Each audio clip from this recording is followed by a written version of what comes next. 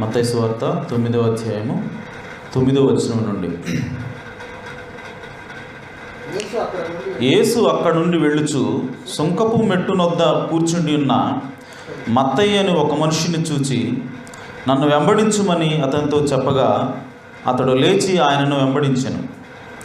ఇంటిలో భోజనమునకు యేసు కూర్చుండి ఉండగా ఇదిగో సుంకరులను పాపులను అనేకులు వచ్చి ఆయన యొద్దను ఆయన శిష్యుల యొద్దను కూర్చుండిరి. పరిసయ్యులు అది చూచి, మీ బోధకుడు సుంకరులతోనూ పాపులతోనూ కలిసి ఎందుకు భోజనము చేయుచున్నానని ఆయన శిష్యులను అడిగిరి. ఆయన ఆ మాట విని, రోగులకే కానీ ఆరోగ్యము గలవారికి వైద్యుడు అక్కర్లేదు కదా, అయితే నేను పాపులను పిలువవచ్చితిని కానీ నీతిమంతులను పిలువ రాలేదు, కనుక కనికరమునే కోరుచున్నాను కానీ బలిని కోరను అను వాక్యభావం ఏమిటో మీరు వెళ్ళి నేర్చుకొనుడని చెప్పాను. హల్లెలూయా. దేవుడు తన పరిశుద్ధ వాక్యంలో తన ఆశీస్సులు జోడు చేయను గాక. చిన్న ప్రార్థన చేసుకుని కూర్చుందాం. మీకు కూర్చున్న తర్వాత మిగిలిన వాక్యం చదువుకో. జీవము కలిగిన దేవ, సర్వోన్నతుడా, సర్వశక్తి గల తండ్రి, నీవు నిన్న నేడు నిరంతరం ఏకరీతి ఉన్న దేవుడు తండ్రి. అయ్యా, నువ్వు మా రక్షకుడు ఉన్నావు. మేము మీకు శత్రువులుగా ఉండగానే నువ్వు మనం ప్రేమించావు, మా కొరకు ప్రాణాన్ని ఇచ్చావు ప్రభువా. మీ రక్తాన్ని కార్చి మా పాపాలను తీసివేసి ప్రభువా మరలా మీతో సహవాసం చేసేందుకు మాకు అవకాశాన్ని ఇచ్చావు తండ్రి. మీకు స్తోత్రం. ఏమిచ్చినా మీ రుణం తీర్చుకోలేదు ప్రభు. ఇదిగో విరిగి నలిగిన హృదయాలతో మీ సన్నిధిలోకి ఇప్పుడు వచ్చి ఉండగా నా తండ్రి మీ రంగం మీదకి రండి. ఇదిగో ఎక్కడ ఇద్దరు ముగ్గురు కూడుకొని నా నామన ప్రార్థిస్తారో వారి మధ్యలో ఉంటానని వాగ్దానం చేసిన దేవుడు ప్రభు. ఆ వాగ్దానమును ఈ ఉదయకాల సమయంలో మా పట్ల జ్ఞాపకం చేసుకోమని ప్రభు, మా మధ్యలోకి దిగిరమ్మని తండ్రి, మా అందరితో మాట్లాడమని ప్రార్థిస్తున్నాను తండ్రి. చదువుకున్న వాక్య భాగం దాన్ని వ్రాసింది నీవే ప్రభువా, కనుక దానికి అర్థం చెప్పగలిగేది కూడా నీవే తండ్రి. ఇక్కడ నిలబడిన నేను కేవలం నిమిత్త మాత్రుడిని ప్రభువా. ఈ వాక్యం బోధించడానికి ఎంత మాత్రమూ యోగ్యుడిని కాను తండ్రి. అయా, పాపం నుండి రక్షించబడిన పాపిని తప్ప నేను మరేమీ కాను ప్రభువా. కనుక ఈ సమయంలో మిమ్మల్ని ఆహ్వానిస్తున్నాం నాయన, మీరు రంగం మీదకి రండి ప్రభువా. అయా నా తండ్రి, ఈ ఉదయకాల సమయంలో మీరు దేనినైతే మాతో చెప్పాలని మాట్లాడాలని ఉద్దేశించి ఉన్నారు దానిని మాతో తేటగా మాట్లాడమని ప్రార్థిస్తున్నాను ప్రభువా. మనుష్యుడైనటువంటి నన్ను పూర్తిగా మరుగుపరచండి నాయన. మీరే నాయన రంగం మీదకి వచ్చి అయా నా తండ్రి ఇదిగో మాతో మాట్లాడండి ప్రభువా.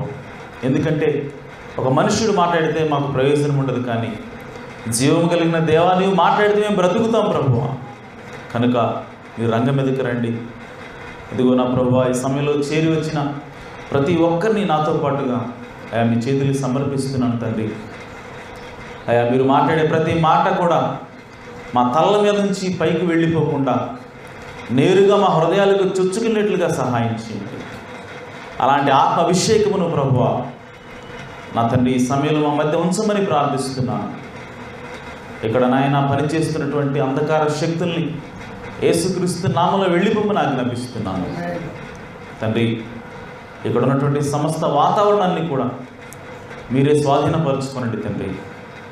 అయా నా తండ్రి, ఈ సర్వీస్ ఆది నుంచి అంతం వరకు కూడా మీరే తోడుగా ఉండి మీరే అధ్యక్షుడిగా నడిపించి సహాయం చేయమని మా ప్రభువును రక్షకుడునైనా యేసుక్రీస్తు నామములో ప్రార్థించడి వేడుకుంటున్నాం ప్రభు తండ్రి.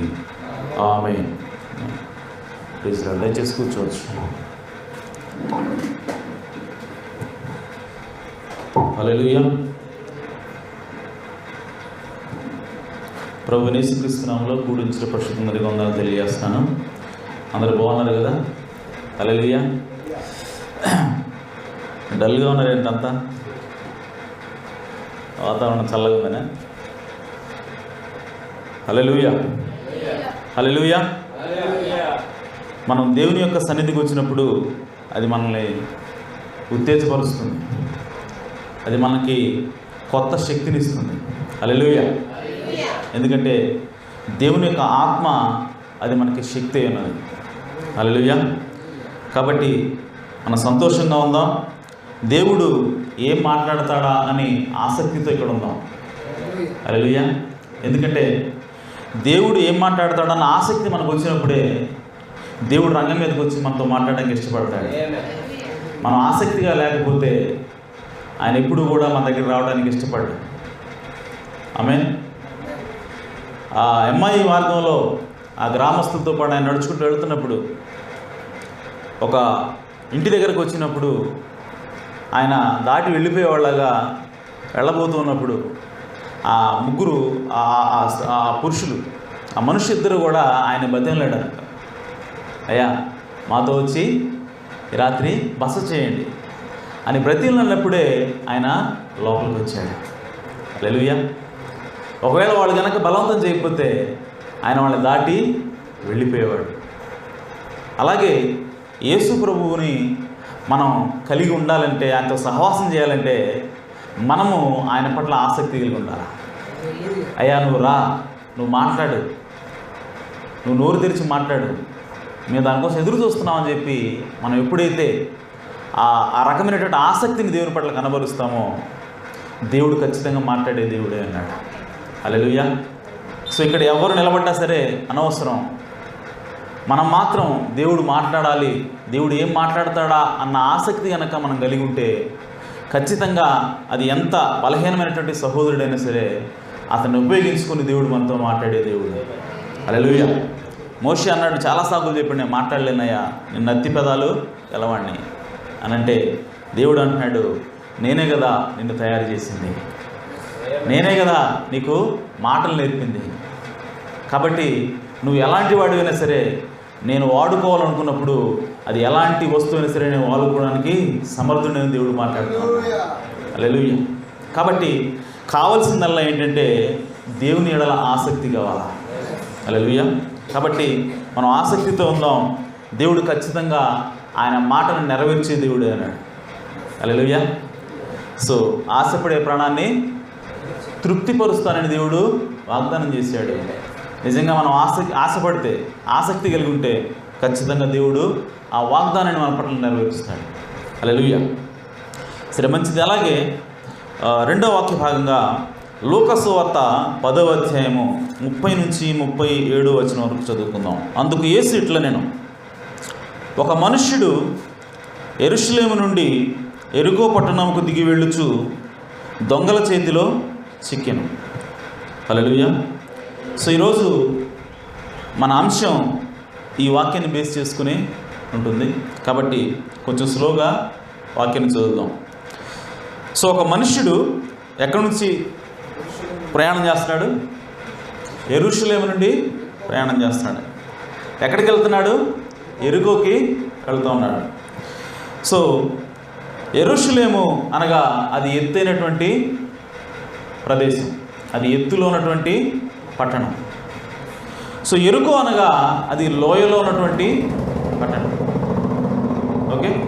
సో ఈ మనుష్యుడు ఎత్తైనటువంటి స్థలం నుండి లోతైన ప్రదేశానికి అతను దిగి వెళుతూ ఉన్నాడు. హల్లెలూయా. రైట్. సో యెరూషలేము నుండి యెరికో పట్టణంలో దిగి వెళ్ళొచ్చు దొంగల చేతిలో చిక్కింది. హల్లెలూయా.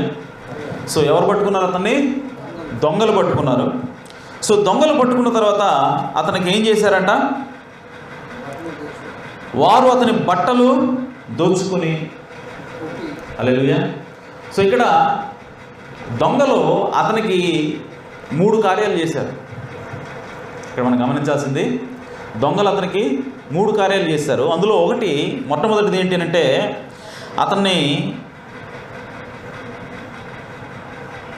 వారు అతని బట్టలు దోచుకున్నారు. సో ఫస్ట్ వాళ్ళు చేసిన పని ఏంటి? బట్టలు దోచుకున్నారు. దొంగలు బట్టలు ఏం చేసుకుంటారు?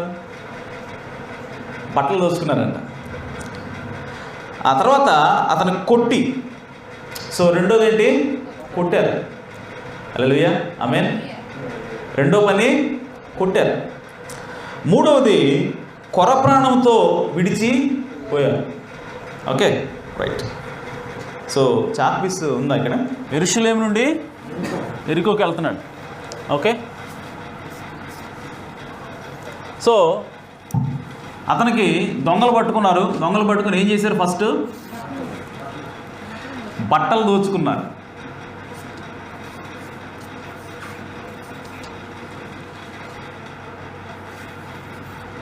సో బట్టలు తీసివేశారు.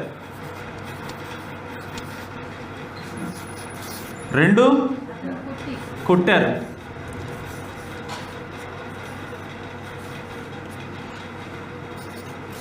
అంటే రెండోది శారీరకంగా అతన్ని గాయపరిచారు. మూడవది కొన ప్రాణంతో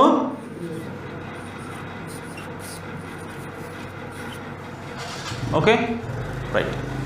సో ఫస్ట్ బట్టలు తీసేశారు, ఆ తర్వాత కొట్టారు, ఆ తర్వాత కొన ప్రాణంతో విడిచిపెట్టారు. ఓకే, సో కొన ప్రాణం అంటే ఏంటి అని అంటే సగం చచ్చిన స్థితి. కొన ప్రాణం అంటే సగం చచ్చిపోయినట్లుగా ఉన్నాడు అతను. సో పూర్తిగా బ్రతికి లేడు, చచ్చి లేడు, హాఫ్ డెడ్. ఓకే, ఇంగ్లీష్లో ఏముందనంటే కొన ప్రాణం ఉంది కదా తెలుగులో, ఇంగ్లీష్లో హాఫ్ డెడ్ అని ఉంది. సగం చచ్చిన స్థితిలో అతన్ని విడిచిపెట్టి వెళ్ళారని ఉంది. సో ఇక్కడ హాఫ్ డెడ్. Okay right. ఇప్పుడు ఈ వ్యక్తి ఎవరో అది మనం గమనించాలి. ఈ వ్యక్తి ఎవరో గుర్తించాలి. రైట్, వెళ్దాం, ముందుకు వెళ్దాం. ఆ తర్వాత స్టోరీ చదువుదాం. అప్పుడు ఒక యాజకుడు ఆ త్రోవను వెలుట తటస్థించెను. అతడు అతనిని చూచి ప్రక్కగా పోయాను. యాజకుడు వచ్చాడు, చూశాడు, దెబ్బలు తగిలి ఉన్నాయి, కొన ప్రాణంతో ఉన్నాడు, కానీ అతనికి ఏం సహాయం చేయకుండా వెళ్ళిపోయాడు.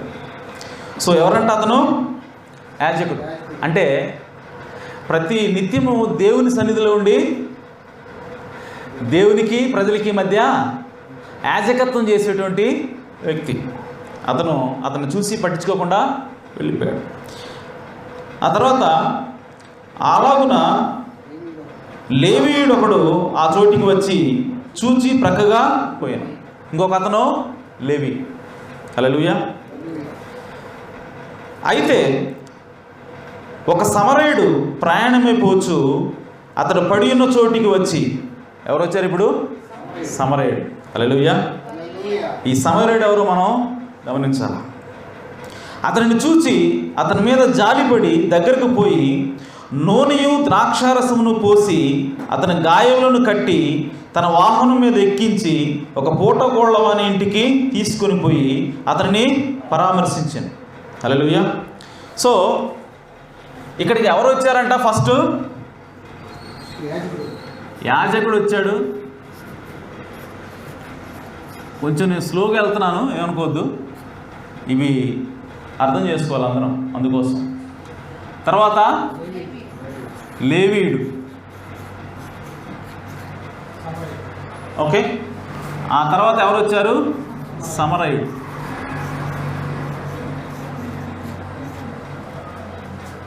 ఓకే, సో ఈ యాజకుడు, ఈ లేవీయుడు, వీళ్ళిద్దరూ కూడా అతనికి సహాయం చేయాలి. ఓకే, చూసి వెళ్ళిపోయారు అంతే. సో ఇక్కడ వీళ్ళిద్దరు ఎవరు అని అంటే, వాళ్ళిద్దరు ఎవరో కంటే ముందు ఇతనెవరో తెలుసుకోవాలి. ఈ వ్యక్తి కొట్టబడ్డాడు కదా, ఈ వ్యక్తి ఎవరు? ఈ వ్యక్తి ఎవరు? పేరేమో చెప్పాడు యేసు ప్రభు? చెప్పలా. పలానా వ్యక్తి ఒక అతను వెళ్తున్నాడని చెప్పాడు అంతే. ఓకే, సో ఈ వ్యక్తి ఎవరు అని అంటే, ప్రియ సహోదరి సహోదరులారా, ఈ వ్యక్తి సంఘం.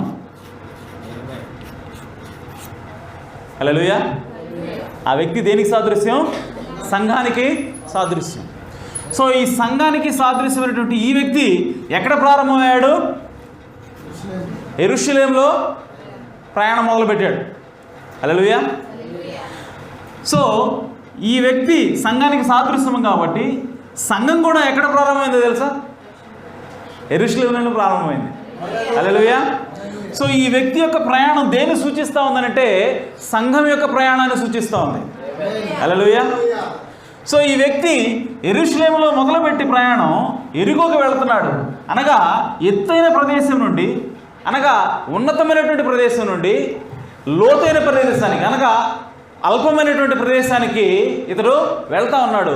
అలాగే సంఘం కూడా తన ప్రయాణాన్ని యెరూషలేములో అనగా ఆశీర్వదించబడినటువంటి స్థితిలో తన యొక్క ప్రయాణాన్ని మొదలుపెట్టింది. కానీ ఈ సంఘం ఎక్కడికి వెళ్తుందంటే దిగజారిపోతూ ఉంది. హల్లెలూయా. సంఘం పైకి వెళ్ళట్లా, సంఘం కిందకి వెళ్తా ఉంది, లోయలోకి. హల్లెలూయా. దిగజారిపోతా ఉంది. Okay, right. సో ఈ సంఘం యెరూషలేములో ప్రారంభమైంది. ఎక్కడ ప్రారంభమైంది, ఎలా ప్రారంభమైంది, ఇవన్నీ కూడా మనకి లేఖనాలు ఉన్నాయి, తర్వాత చూపిస్తాను. Okay, right. సో తర్వాత ఈ వ్యక్తి ఫస్ట్ దొంగలు పట్టుకున్నారు కదా. సో దొంగలు ఫస్ట్ ఏం చేశారంటే బట్టలు తీసేశారు. అలాగే సంఘానికి కూడా బట్టలు తీయబడ్డాయి. హల్లెలూయా. ఆ తర్వాత ఈ వ్యక్తిని కొట్టారు, అలాగే సంఘం కూడా కొట్టబడింది. హల్లెలూయా. ఆ తర్వాత ఈ వ్యక్తిని కొన ప్రాణంతో విడిచిపెట్టి వెళ్ళిపోయారు. సంఘం కూడా కొన ప్రాణంతో విడిచిపెట్టి, అంటే సగం చచ్చిన స్థితిలో సంఘం ఉంది. హల్లెలూయా. సో ఈరోజు అంశం ఏంటంటే మంచి సమరయంలో ఉన్న ముద్రలు. హల్లెలూయా. సో ఇక్కడ ఏం కనపడుతున్నాయి తెలుసా, మనకి ముద్రలు కనపడుతూ ఉన్నాయి. హల్లెలూయా. మంచి సమరయుడు ఎక్కడా, ముద్రలు ఎక్కడా? దేవుడు ఈ మంచి సమరయుని కథలోనే ముద్రలు కూడా దాచిపెట్టాడు. హల్లెలూయా. ఆమేన్. సో ఇప్పుడు ఆ ముద్రలు ఏంటో మనము చూడబోతా ఉన్నాం. మీరు గమనిస్తే బట్టలు అనగా, వస్త్రాలు అనగా దేనికి సాదృశ్యం అంటే సంఘానికి ఇవ్వబడినటువంటి వస్త్రం ఏంటి? పరిశుద్ధాత్మ. హల్లెలూయా.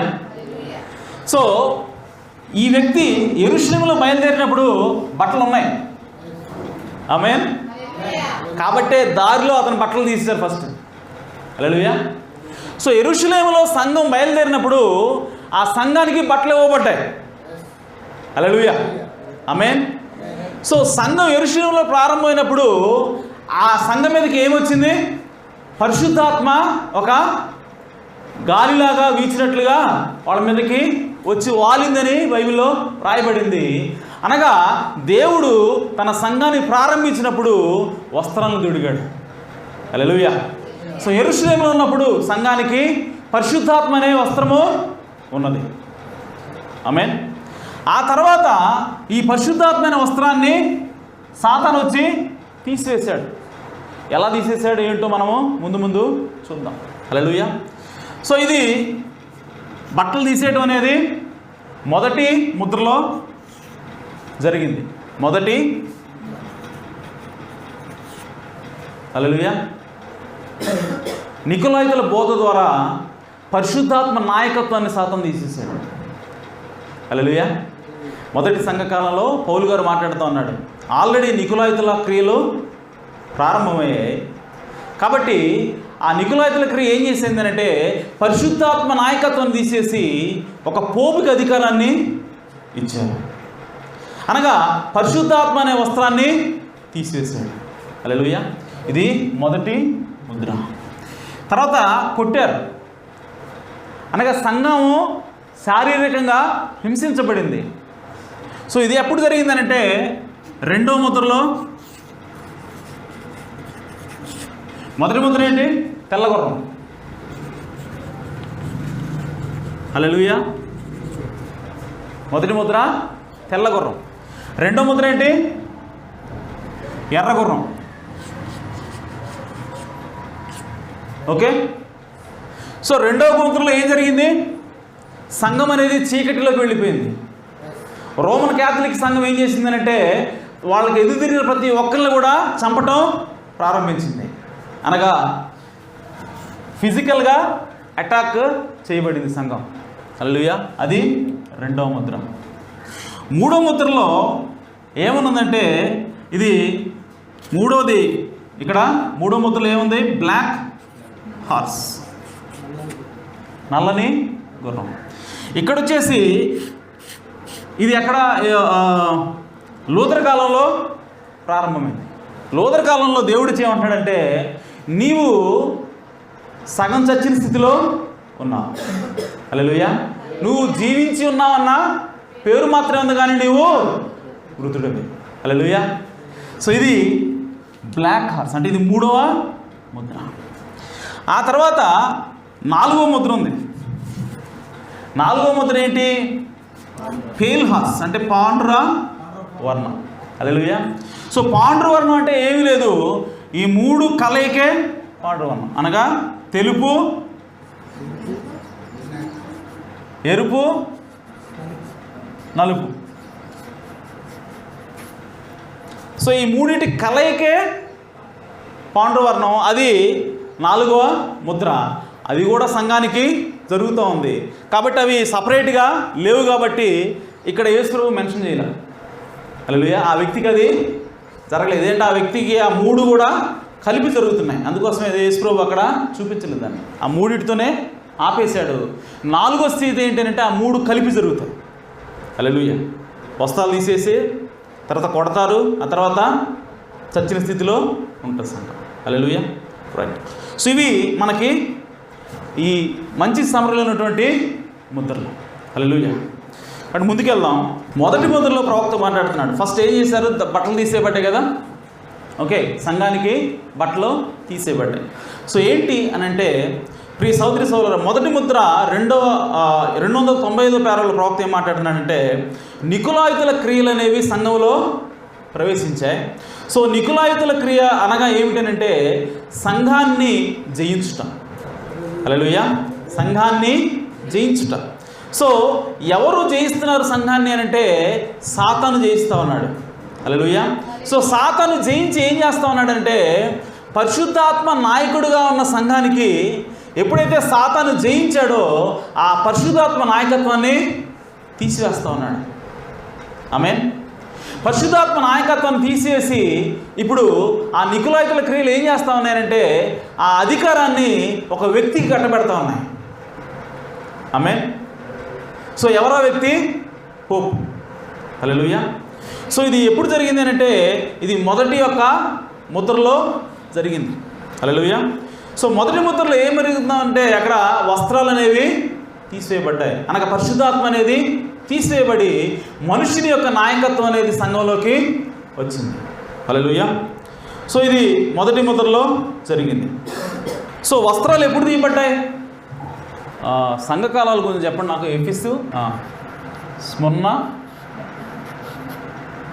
పెర్గమ, తుయతైరా,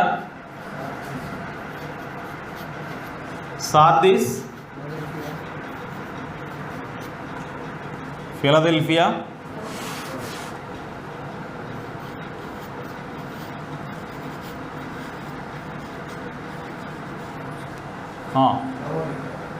లవోదికే.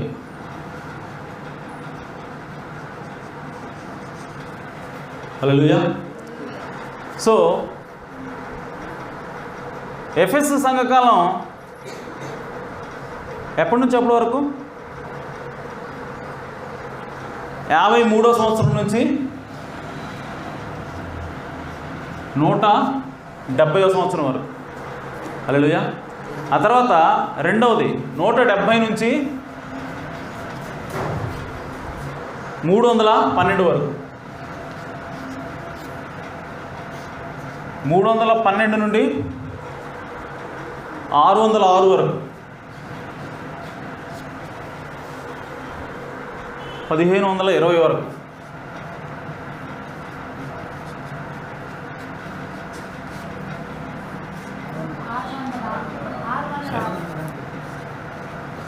Okay, thank you. 1520 నుండి 1750.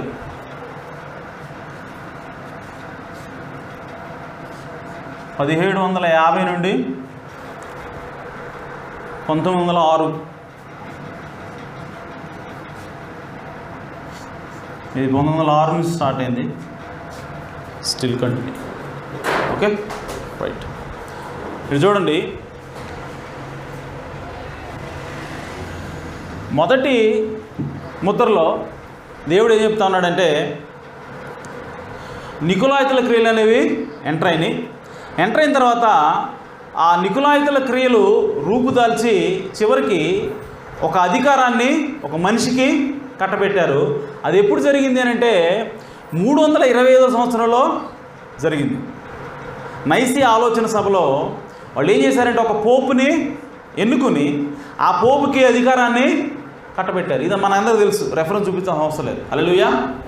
సో 325వ సంవత్సరంలో నైసియా ఆలోచన సభలో ఏం జరిగింది అని అంటే పరిశుద్ధాత్మ అధికారాన్ని పక్కకు తీసేసి సంఘం మీద అధికారం ఎవరికి ఇవ్వబడింది?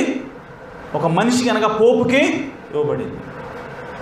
అంటే అక్కడ ఏం జరుగుతుందనంటే సంఘానికి ఉన్నటువంటి వస్త్రమైనటువంటి పరిశుద్ధాత్మ తీసివేయబడి ఒక మనిషికి అధికారము ఇవ్వబడింది. అనగా సంఘానికి బట్టలు ఎప్పుడు తీయబడ్డాయి? 325వ సంవత్సరంలో. హల్లెలూయా. సో ఇది ఎక్కడ జరుగుతుంది? అండర్ ఫస్ట్ సీల్, మొదటి ముద్ర కింద అది జరిగింది. హల్లెలూయా.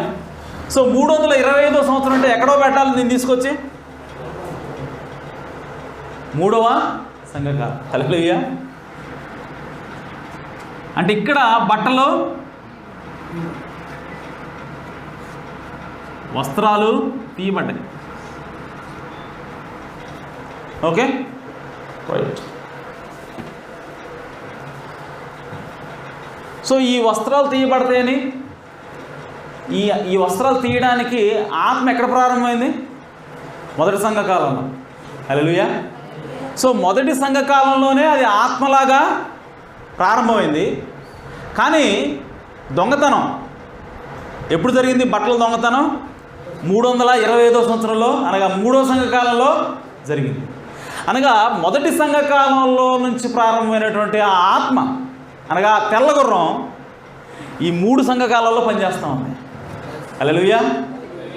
సో ఇప్పుడు తెల్ల గుర్రం అనగా మొదటి ముద్ర ఈ 3 సంఘకాలాల్లో పనిచేస్తుంది. సో ఇదంతా ఏంటి? మొదటి ముద్ర, తెల్లని గుర్రం, వైట్ హార్స్. హల్లెలూయా. సో ఈ తెల్లని గుర్రం అనగా మొదట ఆత్మలాగా ప్రవేశించినటువంటి సాతాను చివరికి 325వ సంవత్సరంలో సంఘం యొక్క బట్టలు తీసేశాడు. హల్లెలూయా. రైట్. ఆ తర్వాత ఏం జరిగింది అని అంటే ప్రియ సహోదరి సహోదరులారా, ఇంకా ముందుకెళ్తే తర్వాత ఫిజికల్గా అటాక్ చేశారు సంఘాన్ని. ఫిజికల్గా అటాక్ చేశారు, కొట్టారు, చంపారు, బెదిరించారు. ఎందుకు? రోమన్ క్యాథలిక్ సంఘం యొక్క సిద్ధాంతాలను ఎవరైతే వ్యతిరేకిస్తారో ఇవి దేవుని యొక్క వాక్యం కాదు, దేవుని యొక్క వాక్యం ఒక రకంగా ఉంటే మీరు ఇంకొక రకంగా చెప్తున్నారని ఎవరైతే ఆ సంఘ సిద్ధాంతాన్ని వ్యతిరేకిస్తారో వాళ్ళని చంపడం అనేది ప్రారంభమైంది. హల్లెలూయా. సో అది ఎప్పుడు ప్రారంభమైంది అని అంటే ప్రియ సహోదరి సహోదరులారా,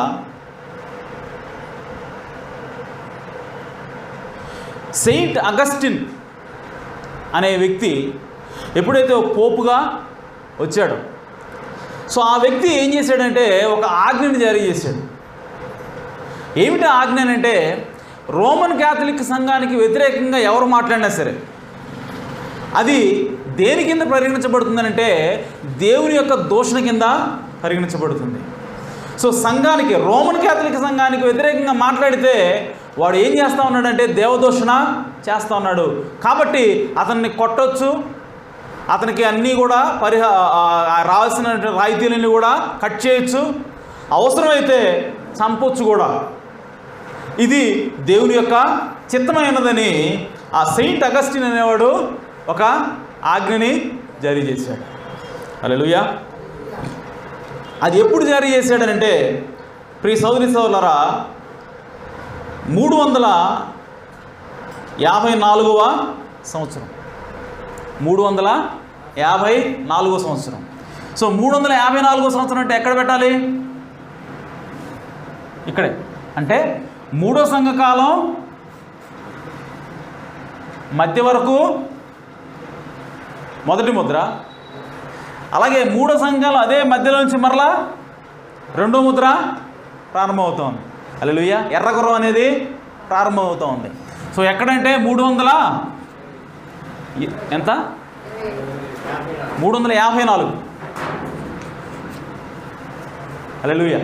సో 354 సంవత్సరంలో ఆజ్ఞ జారీ అయింది. ఎవరైతే రోమన్ క్యాథలిక్ సంఘానికి వ్యతిరేకంగా నోరెత్తుతారో వాళ్ళని చంపేయండి. హల్లెలూయా. సో అక్కడి నుంచి ఏం ప్రారంభమైందంటే సంఘాన్ని కొట్టడం ప్రారంభమైంది, ఫిజికల్గా అటాక్ చేయడం అనేది ప్రారంభమైంది. అది ఎప్పటి వరకు కొనసాగింది అనంటే ప్రవక్త మసాకిర్ మార్టిర్స్ అని చెప్పి ఒక పుస్తకంలో, హిస్టరీ పుస్తకం, దాని నుంచి చెప్తున్నాడు ప్రవక్త. ఎక్కడి వరకు అంటే 1580 వరకు. హల్లెలూయా. ఎన్నో సంవత్సరం వరకు కొనసాగింది అది? 1580వ సంవత్సరం. అంటే అది సార్దీస్. అంటే ఇక్కడి నుంచి ఇక్కడి వరకు ఏం చేయబడింది? కొట్టడం. సంఘం ఏం చేయబడింది? కొట్టబడింది, చంపబడింది. హల్లెలూయా. సో 354 అంటే పెర్గమ మధ్య నుంచి సార్దీస్ మధ్య వరకు ఏ ముద్ర నడిచింది? 2వ ముద్ర. హల్లెలూయా. ప్లేస్ లేదు రాయడానికి. ఓకే. Second seal. ఇదేంటిది? ఎర్ర గుర్రం. హల్లెలూయా. సో ఎర్ర గుర్రం అనగా రక్తాన్ని చిందించటం, ప్రాణాన్ని తీయడం, కొట్టడం, హింసించటం. సో ఇదంతా కూడా సంఘానికి ఎప్పటి నుంచి ఎప్పటి వరకు జరిగిందనంటే 354వ సంవత్సరం, అనగా పెర్గమా సంఘకాలం యొక్క మధ్య నుంచి సార్దీస్ సంఘకాలం మధ్య వరకు కూడా, అంటే 1580వ సంవత్సరం వరకు కూడా జరిగింది. హల్లెలూయా. సేమ్ మంచి సమరయుల కథలో ఆ వ్యక్తికి ఏం జరిగిందో అదే ఇక్కడ సంఘానికి కూడా జరుగుతాం. హల్లెలూయా. అనగా 2వ ముద్ర అది పెర్గమ మధ్య నుండి సార్దీస్ మధ్య వరకు కూడా విస్తరించింది. హల్లెలూయా. అలాగే ప్రియ సోదరి సోదరులారా, నెక్స్ట్ గుర్రం ఏంటి? Black horse. Hallelujah. So black horse దేనికి సాదృశ్యం అనంటే కరువుకి సాదృశ్యం. హల్లెలూయా. బ్లాక్ హార్స్ కరువుకి సాదృశ్యం. సో ఇక్కడ ఏం జరిగిందనంటే ప్రియ సోదరి సోదరులారా, సంఘానికి సగం చచ్చిన స్థితిలో ఉంది, హాఫ్ డెడ్. ఈ వ్యక్తి సగం కొన ప్రాణంతో ఉన్నాడు, సగం చచ్చిన స్థితిలో ఉన్నాడు. సో సంఘం ఎప్పుడు హాఫ్ డెడ్ అంటే సగం చచ్చిన స్థితిలో ఉన్నది అనంటే లూథర్ కాలంలో, సార్దీస్ కాలంలో. హల్లెలూయా. ఇక్కడికి వచ్చేసరికి దేవుడు ఏం మాట్లాడుతున్నాడు ఒకసారి చూద్దాం. ప్రకటన గ్రంథం 3వ అధ్యాయం 1వ వచనం. అది దేని గురించి మాట్లాడుతుంది? సార్దీస్ సంఘకాలం గురించి, ఆ సంఘపు దూతతో మాట్లాడమని చెబుతూ ఉంది. 3వ అధ్యాయం 1వ వచనం ఒకసారి చూడండి.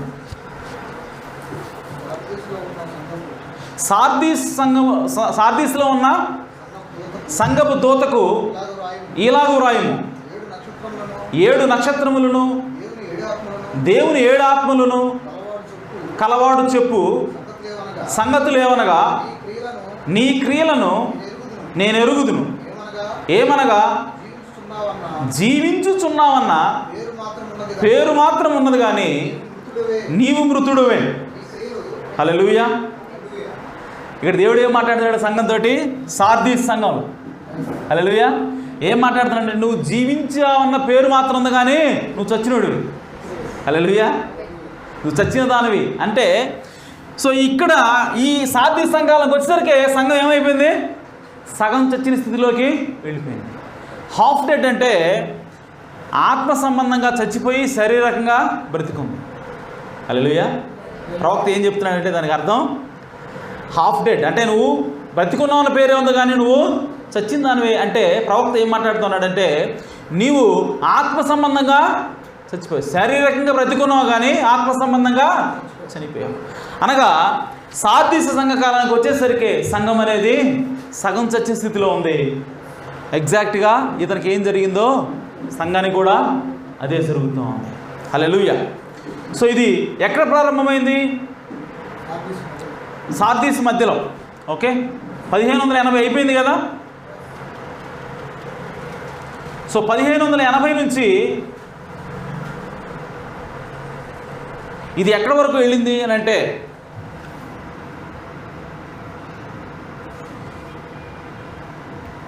పెంతెకోస్తు వరకు. హల్లెలూయా. ఇదే ముద్ర, మూడో ముద్ర. సో ఇక్కడ నుంచి ఇక్కడ రాస్తాను, ఇదేంటిది? థర్డ్ సీల్ అనగా black horse. So black horse Sardis మధ్యలో ప్రారంభమైంది. ప్రారంభమయ్యి పెంతెకోస్తు వరకు కూడా అది కొనసాగింది.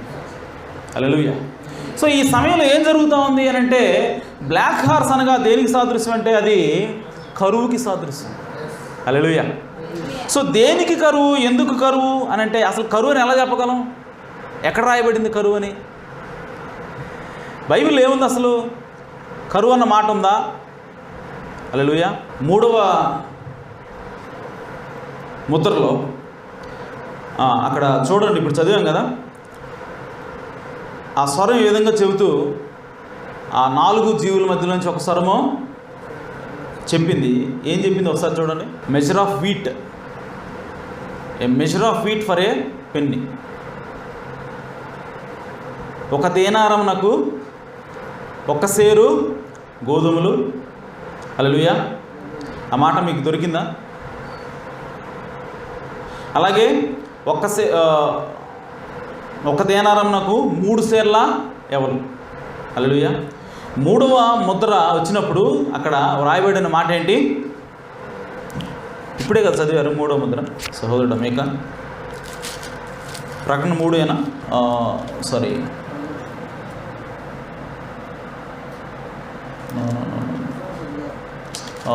అంటే మీన్ ముద్రలో ఉంటుంది అది, క్షమించండి. ముద్రలు ఎక్కడ రాయబడ్డాయి? 6. ఆయన 3వ ముద్ర ఇచ్చినప్పుడు 6:5 చూడండి ఒకసారి. 6వ ప్రకటన 6వ అధ్యాయం 5వ వచనం. మరియు ఇదేంటిది? 3వ ముద్ర అండి. హల్లెలూయా. 3వ ముద్ర ఎక్కడ ప్రారంభమైందని చెప్పాము? సార్దీస్ సంఘాలలో ప్రారంభమైంది. ఓకే, అది పెంతెకోస్తు, లవదీకర సంఘాలు ఉన్న పెంతెకోస్తు వరకు కూడా 3వ ముద్ర. ఓకే, అది జరుగుతూ ఉంది. మరియు దేనారమునకు ఎక్కడ ఎన్నో వచ్చును? ఆయన 3వ ముద్ర విప్పినప్పుడు రమ్ము అని 3వ జీవి చెప్పుట వింటిని. హల్లెలూయా. ఇటు చూడండి, ప్రతి ముద్రకి కూడా దేవుడు ఒక జీవిని పంపిస్తూ ఉన్నాడు. హల్లెలూయా. మొదటి ముద్ర వచ్చినప్పుడు ఏ జీవి వచ్చింది? సింహం. హల్లెలూయా. సో సాతాను వచ్చి మొదటి ముద్రలో తెల్లని గుర్రంలాగా ప్రారంభమయ్యి ఆ సాతాను పనిచేస్తూ ఉన్న సమయంలో ఆ సాతాన్ని ఎందుకు వచ్చాడు? సాతాను సంఘాన్ని నాశనం చేయడం కోసం. ఆమేన్. సో సంఘాన్ని నాశనం చేయడం కోసం సాతాను ఒక రూపంలో, ఒక వేషంలో బయలుదేరినప్పుడు ఆ సాతాను ఎదుర్కోవడానికి దేవుడు ఖచ్చితంగా ఇంకొక దాన్ని పంపిస్తాడు. హల్లెలూయా. ఎందుకనంటే దేవుడు చెప్పాడు, దుష్టుడు వరద వలె పొల్లి వచ్చినప్పుడు దేవుడు దానికి ఎదురుగా ఒక స్తంభాన్ని నిలబెడతాడు. హల్లెలూయా. సో సాతాను ఒక క్రియ చేస్తూ ఉందనంటే, సంఘాన్ని నష్టపరచాలని ప్రయత్నం చేస్తూ ఉందంటే, దేవుడు మెదలకుండా కూర్చోడు, చేతులు కట్టుకోడు. ఆమేన్. దేవుడు ఎప్పుడు కూడా దానికి వ్యతిరేకంగా ఇంకొక దానికి సంబంధించినటువంటి ఒక ఆత్మని దేవుడు వదులుతాడు. హల్లెలూయా.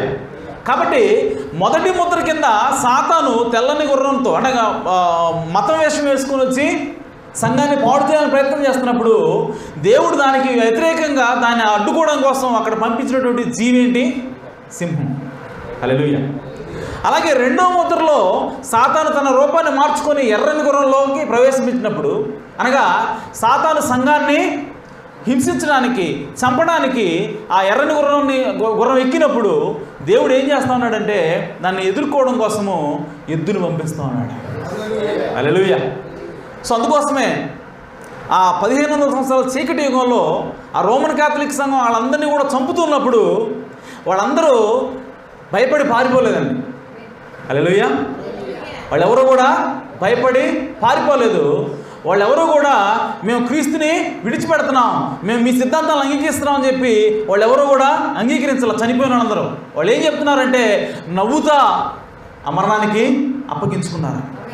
వాళ్ళు రంపాలతో కోస్తున్నప్పుడు వాళ్ళు నవ్వుతూ ఉన్నారు, దేవుని స్తుతిస్తూ ఉన్నారు.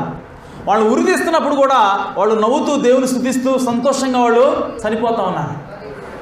వాళ్ళని ఆ నిప్పుల్లో మంటలేసి కాలుస్తున్నప్పుడు కూడా వాళ్ళు దేవుని స్తుతిస్తూ కాలుతూ చనిపోతున్నారు. ఆమేన్.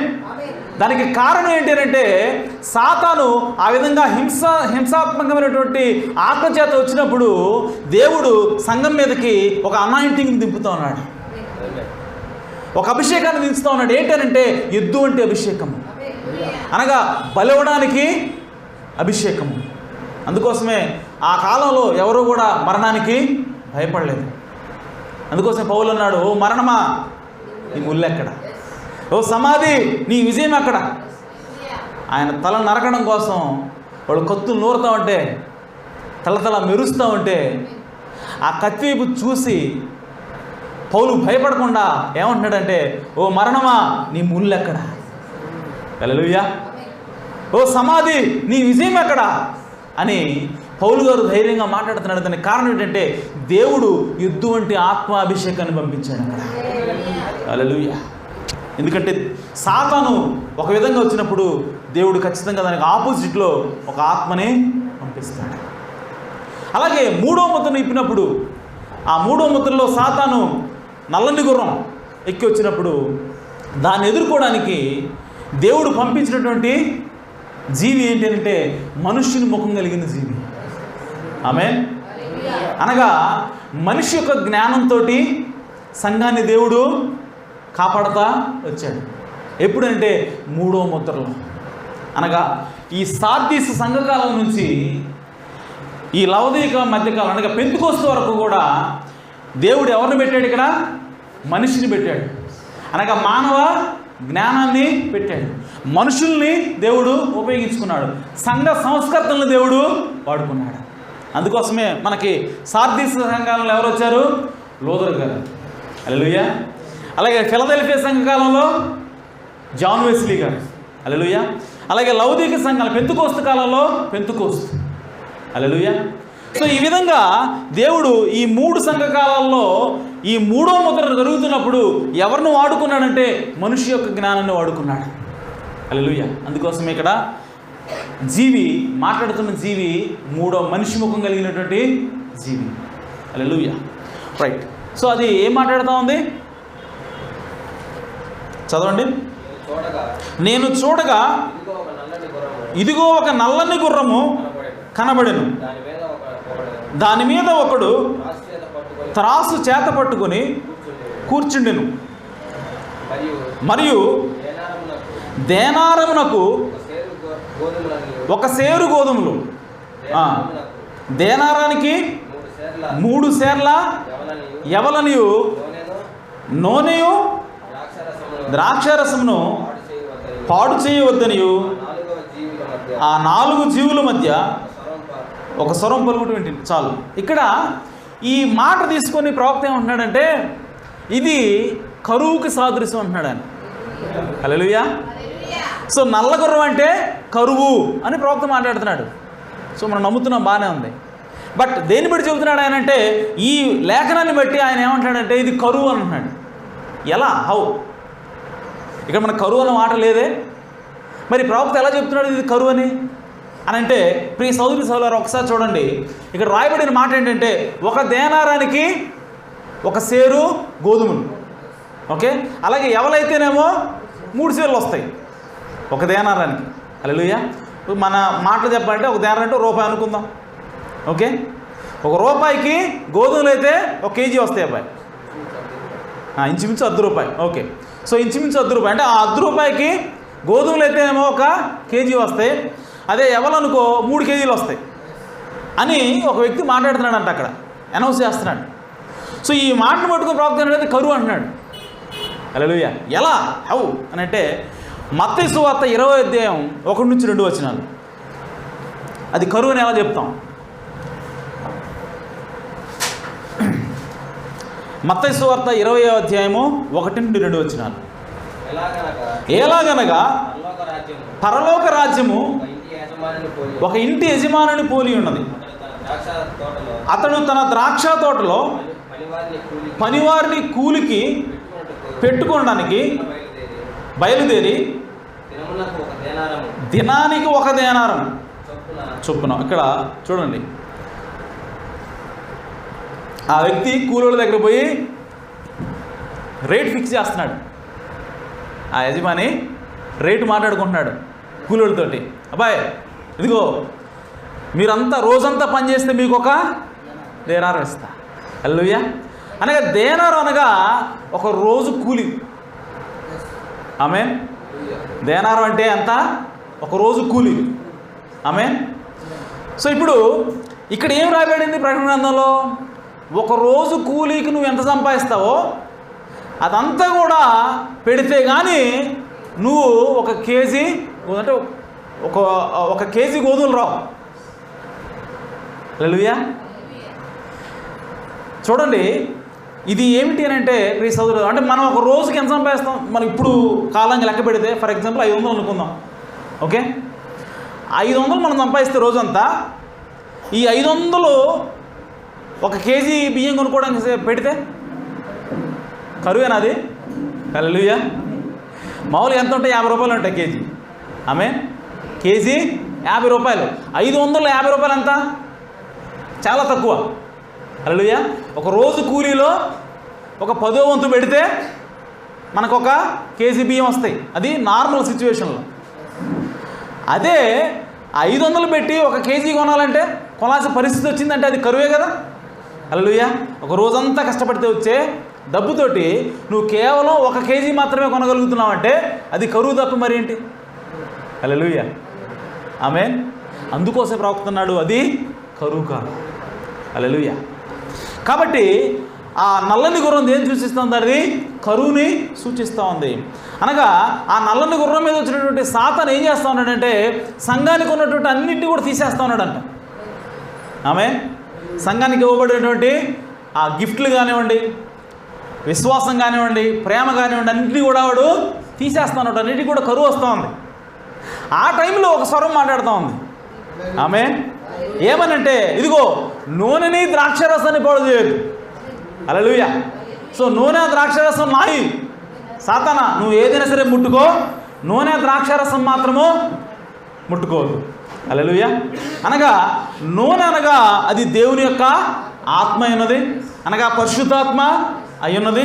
అలాగే ద్రాక్షరసం అనగా అది ప్రత్యక్షతతో కూడినటువంటి స్టిమ్యులేషన్. హల్లెలూయా. ప్రత్యక్షత వల్ల వచ్చేటువంటి ఉత్తేజమే ఉన్నది. హల్లెలూయా. అనగా ఈ కరువు కాలంలో దేవుడు కొంతమందికి ఈ నూనెని ద్రాక్షరసాన్ని ఉంచుతున్నాడు. హల్లెలూయా. సో నూనె ద్రాక్ష అనగా కొంతమందికి దేవుడు ఏం చెప్తా ఉన్నాడంటే ఇదిగో పరిశుద్ధాత్మ కలిగి అలాగే ప్రత్యక్షత కలిగినటువంటి ప్రజలు ఇక్కడ ఉన్నారు. హల్లెలూయా. సో నూనెని ద్రాక్షరసాన్ని దేవుడు భద్రపరుస్తూ ఉన్నాడు. సాతాను దాన్ని ముట్టుకోవడానికి దేవుడు అవకాశము ఇవ్వలేదు. కరువు అంతా కూడా తీసేయబడుతుంది. కానీ దేవుని యొక్క ఆత్మ అలాగే ప్రత్యక్షత కొంతమందికి ఉంచబడింది, అనగా వధువై ఉన్నది. హల్లెలూయా. సో ఆ కాలంలో, ఆ ముద్ర కాలంలో కూడా దేవుడు తన వధువుని భద్రపరుస్తూ ఉన్నాడు. హల్లెలూయా. సో ప్రియ సోదరి సోదరులారా, ఈ వైన్ అనగా ఏంటి అని అంటే అది ప్రత్యక్షత సంబంధించినటువంటి ఉత్తేజమే ఉన్నది.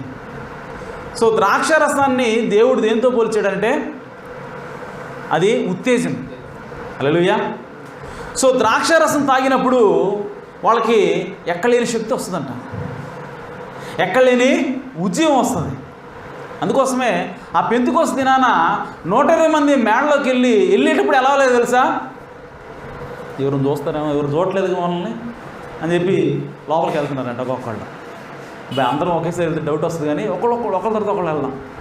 ఓకే మీరు ముందు పోండి, మేము తర్వాత వస్తాం అని చెప్పి భయంతో వాళ్ళు ఏం చేశారంటే ఆ మేడ గదిలోకి వెళ్ళి సీక్రెట్గా తలుపులు వేసుకున్నారు. హల్లెలూయా. భయంతో వెళ్ళారు, భయంతో అక్కడ ఉన్నారు. అయితే ఆ తర్వాత దేవుడు వాళ్ళ మీదకి పరిశుద్ధాత్మని కుమ్మరించాడు. హల్లెలూయా. తన ఆత్మను కుమ్మరించినప్పుడు, ఆయన యొక్క పరిశుద్ధ ఆత్మను కుమ్మరించినప్పుడు వాళ్ళకి ఉత్తేజం వచ్చింది. హల్లెలూయా. వాళ్ళకి ప్రత్యక్షత వచ్చింది. ప్రత్యక్షత వచ్చిన తర్వాత ఇప్పుడు వాళ్ళు ఎలా వస్తున్నారో తెలుసా? తాకుండా ఊహికుంటూ వస్తున్నారంట. ఎలా వెళ్ళారు? భయంతో వెళ్ళారు. ఇప్పుడు ఎలా వస్తున్నారంటే రోడ్డు మీదకి వచ్చేస్తున్నారు, వీధుల్లోకి వెళ్తున్నారు, ప్రజల మధ్యలోకి వెళ్ళి మాట్లాడుతున్నారు, వాళ్ళతో ధైర్యంగా మాట్లాడుతున్నారంట. ఎలాగంటే తాగినోళ్ళలాగా ఊగుతున్నారు. దానికి కారణం ఏంటంటే వాళ్ళు ఆ ప్రత్యక్షత అనేటువంటి ద్రాక్షారసాన్ని తాగారు. ఆత్మ సంబంధమైనటువంటి ద్రాక్షారసాన్ని వాళ్ళు తాగారు. కాబట్టి వాళ్ళకి ధైర్యం వచ్చింది, ఉత్తేజం వచ్చింది. అందుకోసమే ఆ మనుషులకి అంతకుముందు భయపడ్డారు, కానీ ఇప్పుడు వాళ్ళు భయపడట్లా. గొల్లియాతు దగ్గరికి వెళ్ళినప్పుడు దావీదుకి దేవుడు అభిషేకాన్ని ఇచ్చాడంట. హల్లెలూయా. ఆయన యొక్క ఆత్మ యొక్క అభిషేకాన్ని ఇచ్చినప్పుడు ఆ అభిషేకంతో నింపబడినటువంటి దావీదుకి ఇప్పుడు గొల్లియాతు ఎలా కనపడతాడు తెలుసా? చిన్న పిట్టి పిల్లలా కనపడుతున్నాడంట. హల్లెలూయా. అంత పెద్ద గొల్లియాతును కూడా చూసి భయపడకుండా కళ్ళల్లో కళ్ళు పెట్టి, నువ్వేం చేస్తావు? నన్ను నువ్వేం చేయలేవు. ఎందుకనంటే నీకు సున్నతి లేదు. హల్లెలూయా. సో సున్నతి లేనటువంటి ఒక ఫిలిష్తీయుడు సున్నతి కలిగినటువంటి ఇశ్రాయేలుని ఏమీ చేయలేడు అన్నది దేవుని యొక్క వాక్యమే ఉన్నది. ఆ వాక్యానికి సంబంధించినటువంటి ప్రత్యక్షత ఇప్పుడు దావీదుకు వచ్చింది. హల్లెలూయా. సో ఎప్పుడైతే ఆ ప్రత్యక్షత వచ్చిందో ఇప్పుడు ధైర్యంతో గొల్లియాతు దగ్గరికి వెళ్ళి కళ్ళల్లో కళ్ళు పెట్టి మాట్లాడుతూ ఉన్నాడు. ఏమన్నా తెలుసా? ఇదిగో ఆ ప్రత్యక్షతోనే దావీదు మాట్లాడుతున్నాడంట. గొల్లియాతు, నేను నిన్ను చంపుతా, నీ తల నరికేస్తా, నీ తల నాకు కావాలా? ఎందుకనంటే దావీదుకి ప్రత్యక్షత వచ్చింది. ఇదిగో ఆ సర్పం యొక్క తలని మీరు చితగ్గొడతారు, స్త్రీ యొక్క సంతానము ఆ సర్పం యొక్క తలని చితగ్గొడుతుంది, ఆ సంతానం దావీదు ఎవరో కాదు నువ్వే. హల్లెలూయా అన్న ప్రత్యక్షత వచ్చినప్పుడు ఇప్పుడు గొల్లియాతు ఎంత పెద్దోడో చూడట్లేదు దావీదు. హల్లెలూయా. సో దావీదు ఏం చేస్తా ఉన్నాడంటే అంత పెద్ద గొల్లియాతు దగ్గర కూడా వెళ్ళి ధైర్యంగా మాట్లాడగలుగుతున్నాడు. దానికి కారణం ఏంటంటే ప్రత్యక్షతతో వచ్చినటువంటి ఉత్తేజం అది. హల్లెలూయా. ఇక్కడ గాయపడినటువంటి ఆ వ్యక్తికి కూడా ఆ మంచి సమరుడు ఏం చేస్తా ఉన్నాడు? నూనెని ద్రాక్షారసాన్ని పోసి ఆ కట్లు కడతా ఉన్నాడు. హల్లెలూయా. ఎందుకనంటే అది అతనికి ఉత్తేజాన్ని ఇస్తుంది, అది అతనికి శక్తిని ఇస్తుంది. మనం ప్రతి ఆదివారం ప్రతి బుధవారం వచ్చి వాక్యం వింటున్నప్పుడు వచ్చేటప్పుడు మనం నీరసంగా వస్తాం, కానీ వెళ్ళేటప్పుడు మాత్రము ఒక శక్తితో నింపబడిన వాళ్ళంగా తిరిగి వెళ్తాం. ఎందుకనంటే దేవుడు ఇక్కడికి వచ్చినప్పుడు మనకి తన ఆత్మని, తన యొక్క ప్రత్యక్షతని అనగా తన నూనెని ద్రాక్షారసాన్ని పోసి మనకి కట్లు కట్టి బాగు చేసి పంపిస్తూ ఉన్నాడు బయటికి. హల్లెలూయా. ఒకవేళ ఇక్కడికి వచ్చేటప్పుడు నీ భర్త నిన్ను తిట్టిండొచ్చు, లేదంటే ఇరుగు పొరుగు వాళ్ళని ఏదో బాధపడేలాగా మాట్లాడిండొచ్చు, కానీ ఎప్పుడైతే దేవుని సన్నిధిలోకి వస్తావో దేవుడు తన ద్రాక్షారసాన్ని, తన నూనెని పోసి మనకి కట్లు కట్టి మనల్ని ఉజ్జీంపజేసి బయటికి పంపిస్తూ ఉంటాడు. హల్లెలూయా. సో కాబట్టి ఆ ప్రత్యక్షత మనకి శక్తిని ఇస్తుంది, ఉజ్జీవాన్ని ఇస్తుంది, ఉత్తేజాన్ని ఇస్తుంది. హల్లెలూయా. కాబట్టి ఆ బ్లాక్ కార్స్ అనగా 3వ ముద్ర సమయంలో ఆ నూనె ద్రాక్షరసం అనేది కాపాడబడింది. హల్లెలూయా.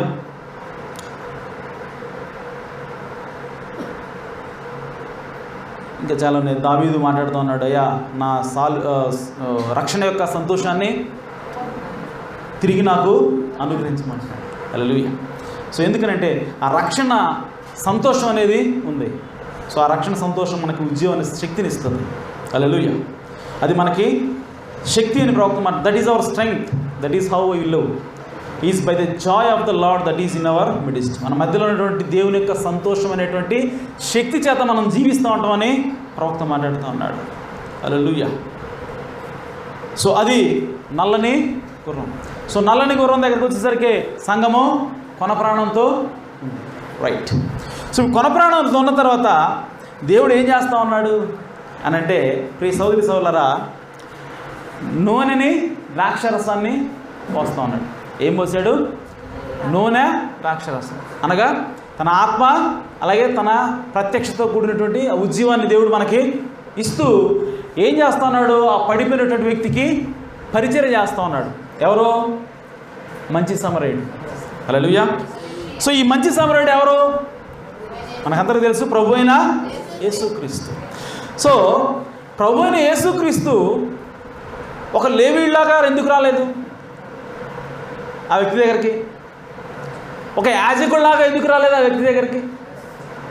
ఒక సమరయుడిలాగా ఎందుకు వచ్చాడు ఆ వ్యక్తి దగ్గరికి? సమరయులకి బైబిల్లో మంచి పేరు లేదండి. హల్లెలూయా. ఆ సమరయ స్త్రీ దగ్గరికి వెళ్ళినప్పుడు ఆ సమరయ స్త్రీ ఏమన్నది యేసు ప్రభుతోటి?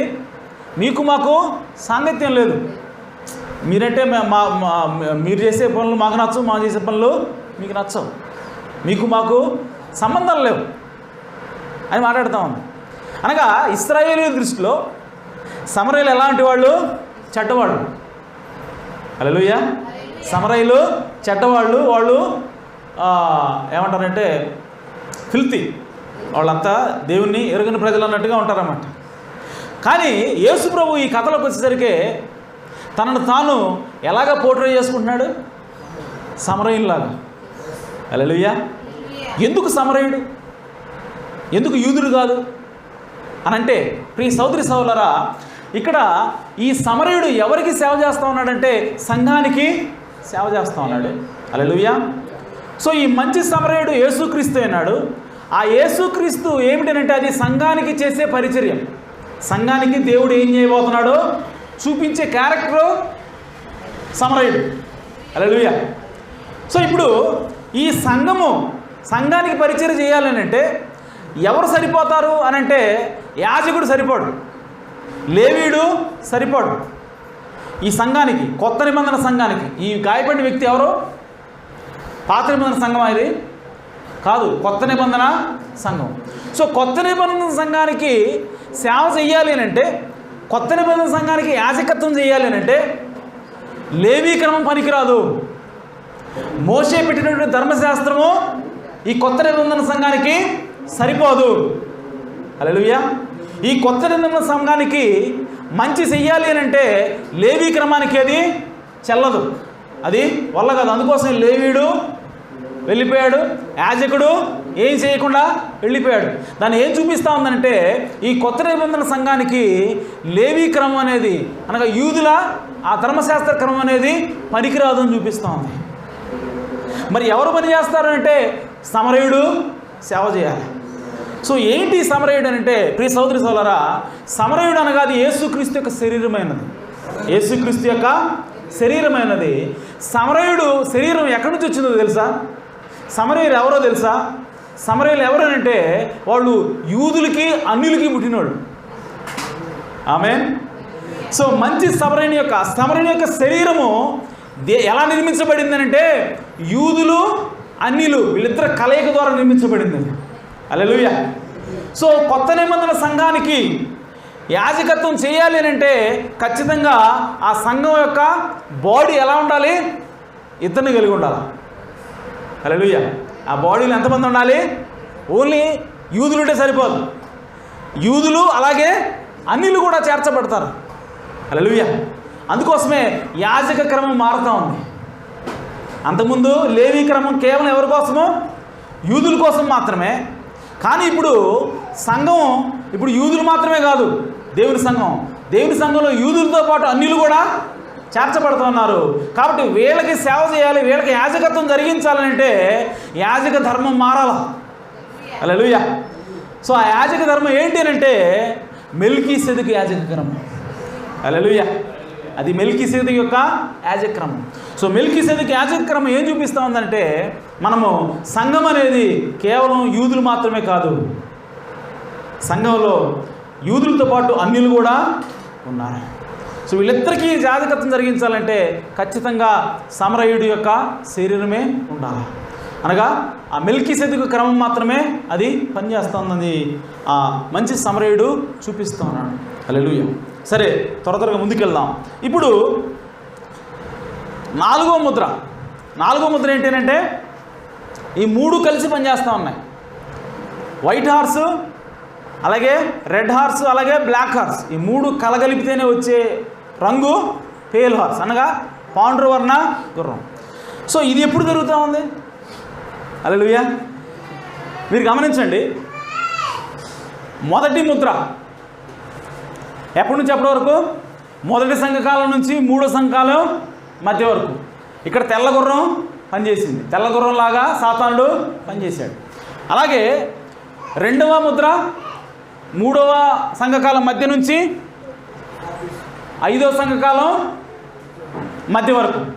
సో ఇక్కడ రెండో గుర్రం అనగా ఎర్ర గుర్రం ద్వారా సాతానుడు పనిచేశాడు. మరి ఇప్పుడు సార్దీస్ మధ్య నుంచి లవోదికయ అనగా పెంతెకోస్తు వరకు కూడా ఇక్కడ ఏం గుర్రం పనిచేస్తూ ఉంది? బ్లాక్ హార్స్, హల్లెలూయా, నల్ల గుర్రము పనిచేస్తూ ఉంది. అయితే ఇప్పుడు పెంతెకోస్తు నుంచి కూడా ఇప్పుడు జరగబోయేది అనగా వధువు యొక్క కాలం, హల్లెలూయా. సో లవోదికయ సంఘకాలంలో 2 కాలాలు ఇమిడి ఉన్నాయంట, హల్లెలూయా. లవోదికయ సంఘకాలంలో 2 కాలాలు ఉన్నాయి, ఒకటి లవోదికయ అయితే ఇంకొకటి వధువు కాలం, హల్లెలూయా. సో ఇశ్రాయేలీలు ఐగుప్తులో ఉన్నప్పుడు ఐగుప్తులోనే ఉన్న గోషెను ప్రాంతంలో ఇశ్రాయేలీలు ఉన్నారు, వాళ్ళకి మాత్రమే వెలుగుంది. ఆమె నా మాట అర్థమవుతున్నాయా? ఇశ్రాయేలీలు ఎక్కడున్నారు? ఐగుప్తులోనే ఉన్నారు. ఆమె ఐగుప్తులో ఉన్న గోషెను ప్రాంతంలో ఉన్నారు. కానీ ఐగుప్తు అంతటికీ చీకటి ఉంది. కానీ అదే ఐగుప్తులో ఉన్న గోషెను ప్రాంతంలో ఉన్న ఇశ్రాయేల్కి మాత్రమే వెలుగుంది. ఆమె హల్లెలూయా. అలాగే వధువు కాలం ఎక్కడుంది అని అంటే అది లౌకిక సంఘకాలంలోనే ఉంది, కానీ అది సపరేట్గా ఉంది, హల్లెలూయా. సో లౌకిక సంఘకాలంలో ఉంది, కానీ లౌకిక సంఘకాలం అంతా గుడ్డిదైపోయింది, దిగంబరైపోయింది, దిక్కుమలింది అయిపోయింది. కానీ అందులోనే ఉన్న వధువు మాత్రము సౌభాగ్యంగా ఉంది, హల్లెలూయా, ఆమేన్, రైట్. సో ఇప్పుడు ఈ వధువు కాలంలో ఏం పని చేస్తూ ఉంది అంటే 4వ గుర్రమైనటువంటి పాండువర్ణ గుర్రము పనిచేస్తాం. అనగా ఇప్పుడు ప్రజెంట్ ఈ కాలంలో ఏ ఆత్మ పనిచేస్తూ ఉంది? తెల్ల గుర్రం పనిచేస్తుంది, ఆమేన్, ఎర్ర గుర్రం పనిచేస్తుంది, నల్ల గుర్రం పనిచేస్తుంది, హల్లెలూయా. ట్రిపుల్ ఇంపాక్ట్ అనమాట. అనగా 3 అంతల ఆత్మ ఇప్పుడు ఎవరి మీద పనిచేస్తుంది? వధువు మీద, హల్లెలూయా. సో అందుకోసం మనం చాలా చూస్తూ ఉన్నాం గిమ్మికులు, ఆమేన్. ఈ కాలంలోనే మనుషులు సంఘం మీద ఉన్నటువంటి పరిశుద్ధాత్మ పెత్తనాన్ని తీసేసి మేము చెప్పింది మీరు వినాలా అనేటువంటి ఆత్మ పనిచేస్తూ ఉంది, ఆమేన్. ఓకే, నేను చెప్పిందే వేదం, నువ్వెవరో మాట్లాడడానికి, నువ్వు కేవలం సంఘస్థుడు అంతే, హల్లెలూయా. పరిశుద్ధాత్మ మాకుంటుంది, మీరు పరిశుద్ధాత్మ పొందుకోవడానికి లేదు, మేము చెప్పింది మీరు వినండి అనేటువంటి స్పిరిట్ పనిచేస్తున్నారు లేదు అప్పుడప్పుడు అక్కడక్కడ, ఆమేన్, హల్లెలూయా. సో ఇదేంటి అంటే తెల్ల గుర్రం, ఆమేన్. ఆ తర్వాత అవసరమైతే కేసులు కూడా పెడుతున్నారు, మాట వినకపోతే కేసులు పెట్టడం, లేదంటే సంఘంలో ఎవరో ఒకరిని సీక్రెట్గా కాంటాక్ట్ పెట్టుకొని మంచి డబ్బున్న వాళ్ళని, జాబ్ చేసేవాళ్ళని వాళ్ళందరినీ గ్రిప్లో పెట్టుకొని, రే పాస్టరు నువ్వు నా మాట వినకపోయావా పక్క తీసేస్తా వాళ్ళని. ఏంటిది? బలవంతం, హల్లెలూయా. జరుగుతూనే లేవా? ఇదేంటిది? ఎర్రగుర్రం, హల్లెలూయా. ఇది ఎర్రగుర్రం, ఓకే. ఆ తర్వాత చచ్చిపోయిన స్థితిలో అంటే వాళ్ళకి వాక్యం ఉండదు, వాళ్ళకి ఉద్యోగం ఉండదు. ఆ తర్వాత ఏమో ఆటోమేటిక్గా వస్త్రం తీసేశారు. ఏమన్నా ప్రత్యక్షత వచ్చి దేవుని యొక్క వాక్యాన్ని విందామన్నా కొడుతున్నారు. నువ్వు వాడి తినటానికి లేదు, ఈడి తినటానికి లేదు, వాడుకోవటానికి పోవటం లేదు, ఈడుకోవటానికి పోవటానికి లేదు, హల్లెలూయా. ఇవన్నీ ఏంటి? ఇదేంటి అంటే ఇది ఎర్రగుర్రం, హల్లెలూయా. సో ఈ 3 కూడా ఎక్కడ పని చేస్తాయని బైబిల్ చెప్తుంది, నేను చెప్పట్లా, బైబిల్ చెప్తుంది, బైబిల్లో రాయబడింది అది. ఈ 3 కలిపి పాండువర్ణ గుర్రం అయితే ఈ పాండువర్ణ గుర్రం ఎక్కడ పనిచేస్తూ ఉంది? లౌకిక అలాగే వధువు కాలం, హల్లెలూయా. సో అంటే ఈ కాలంలోనే, మనం ఉన్న కాలంలోనే ఇప్పుడు ఈ 3 పనిచేస్తూ ఉన్నాయి. కాబట్టి మనం వివేచించాలి, హల్లెలూయా. సో ఇప్పుడు మనం వచ్చిన వాళ్ళందరూ దైవజనులైనా, వచ్చిన వాళ్ళందరూ పాస్టర్లైనా, వచ్చిన సహోదరులందరూ బిలీవర్లైనా అని అంటే మనం వివేచించాలని బైబిల్ చెబుతూ ఉంది. హల్లెలూయా. ఎందుకనంటే ఈ 3 ఆత్మలు పనిచేస్తూ ఉన్నాయి ఈ సమయంలో.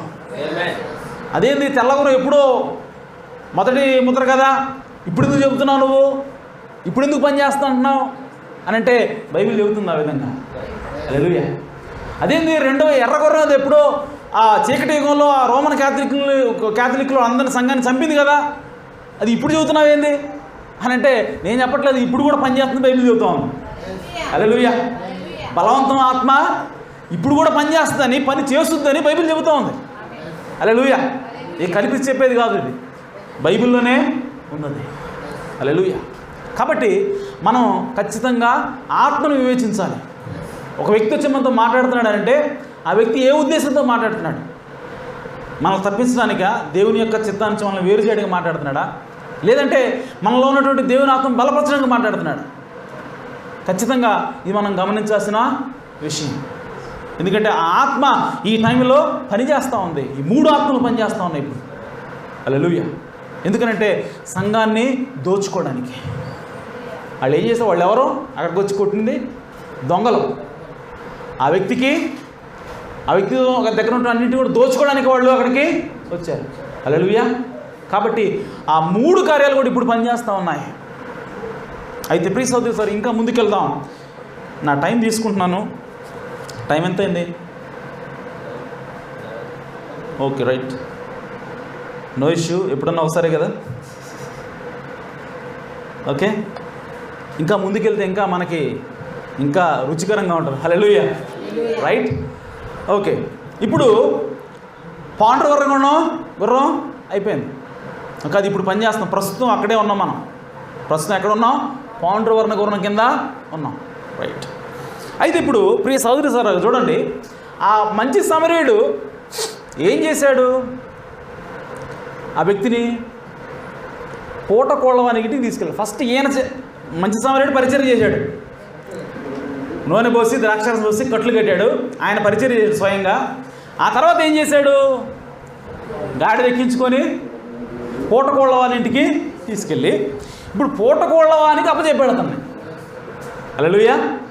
పూటకోళ్ళవానికి అప్పచెప్పి ఆ పూటకోళ్ళవానికి ఎన్ని దేనారాలు ఇచ్చాడు?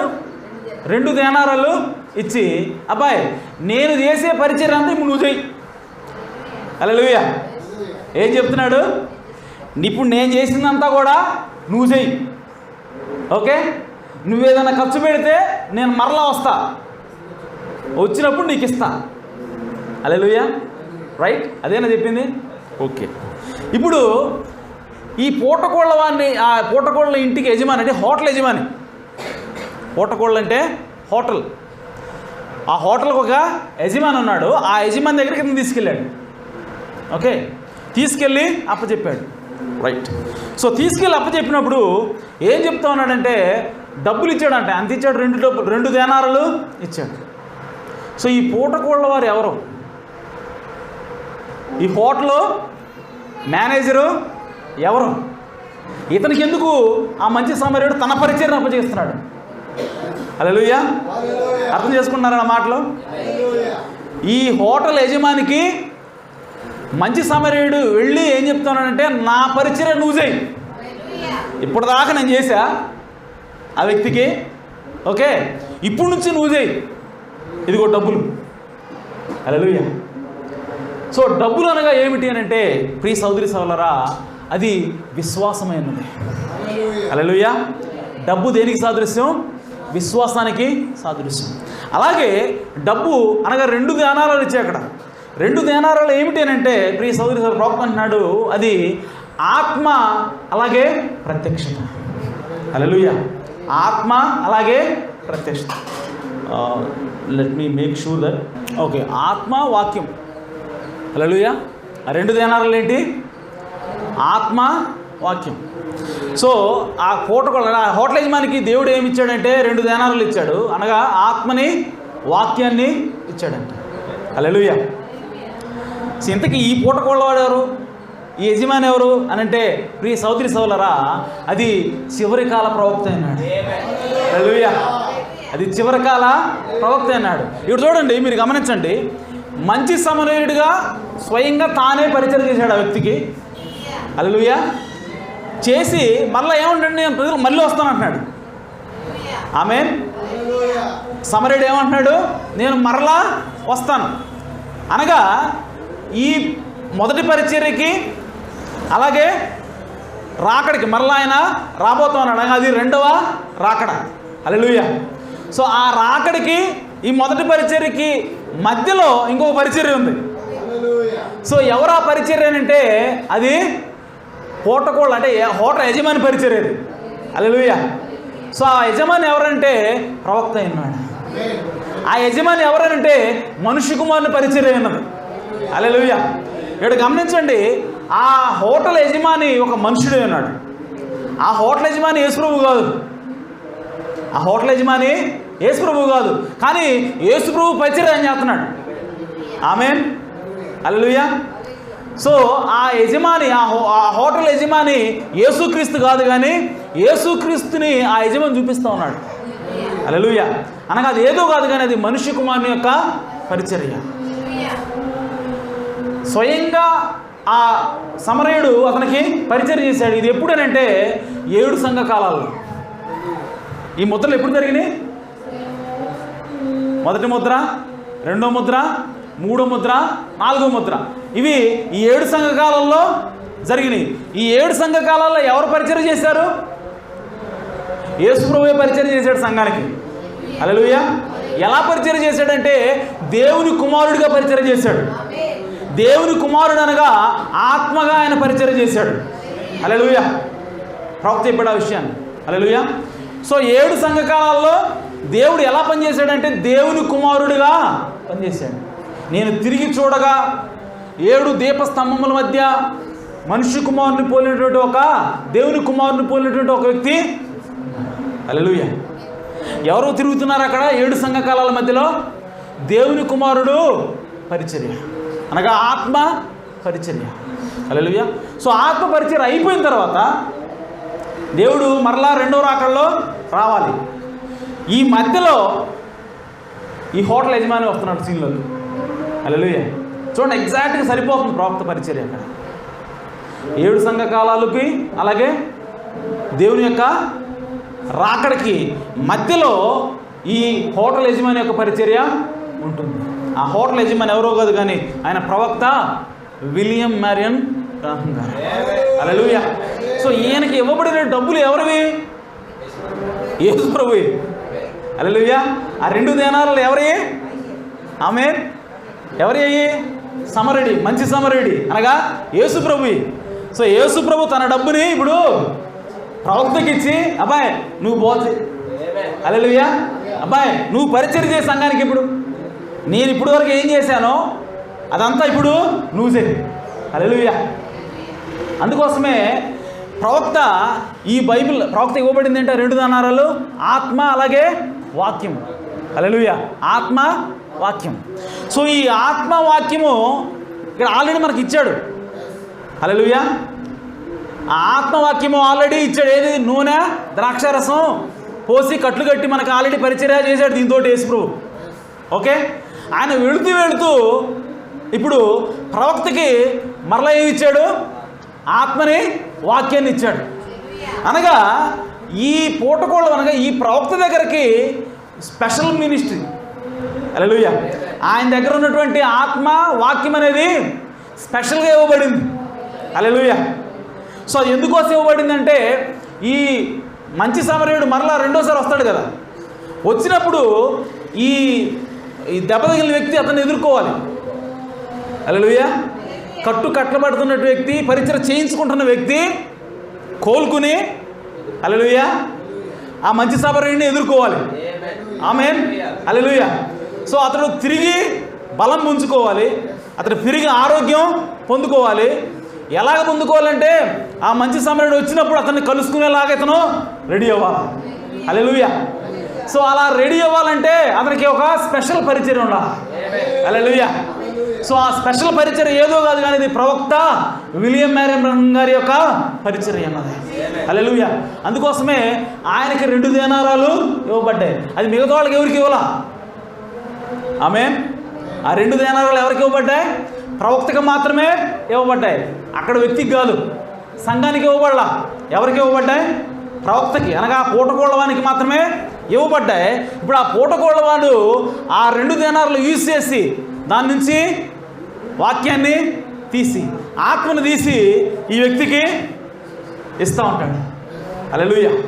ఆ వ్యక్తి దాన్ని పుంజుకొని తీసుకొని ఆరోగ్యం పొందుకొని స్వస్థత పొందుకొని అతడు తిరిగి మరలా నార్మల్గా అయ్యి అప్పుడు ఆ మంచి సమయాన్ని ఎదుర్కొంటాడు.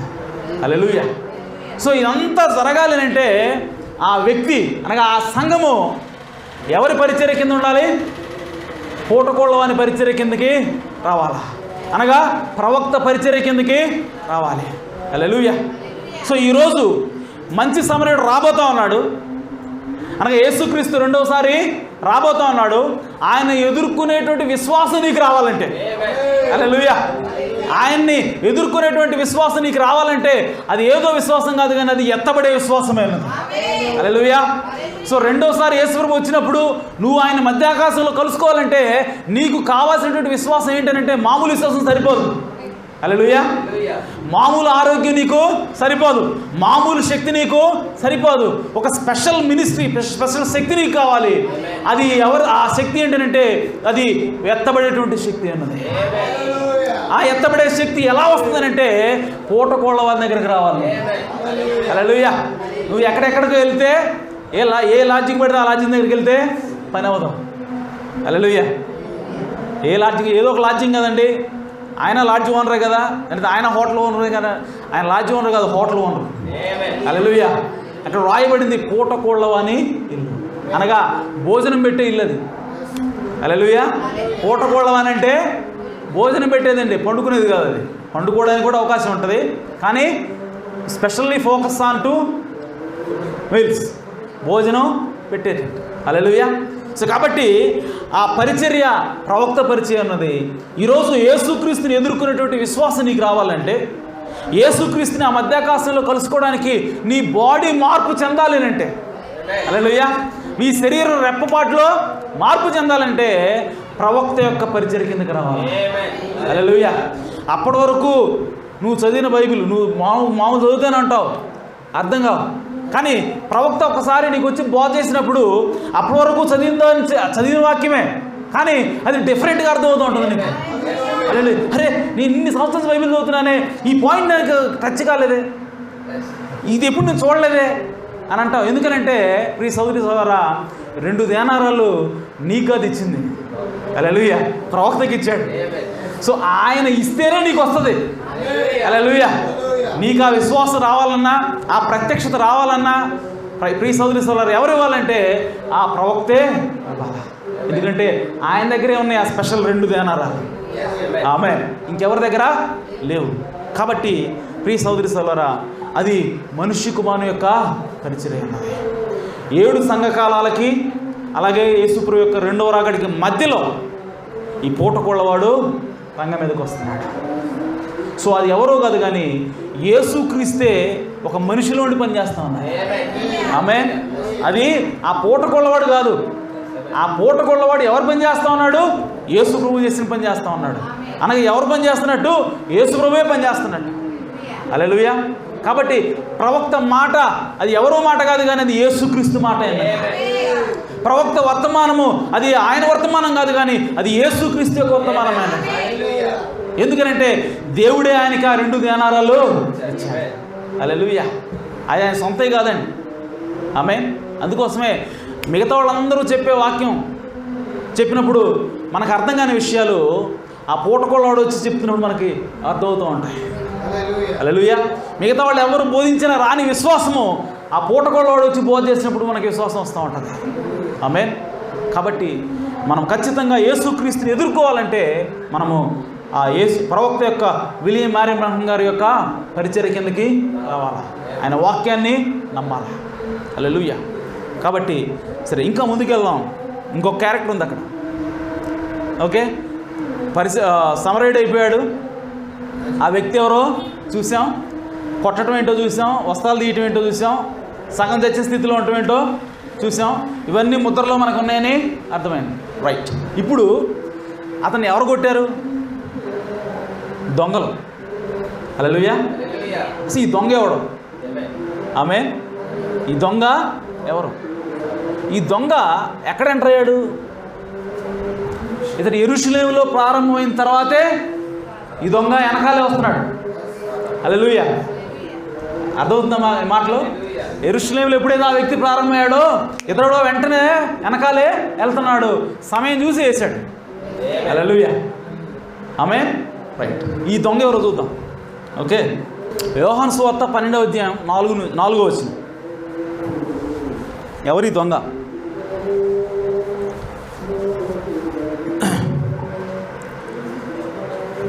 యోహాను సువార్త 12వ అధ్యాయం 4వ వచనం. ఆయన శిష్యులలో ఒకడు అనగా ఆయనను అప్పగించబోచున్న ఇస్కరియోతు యూదా.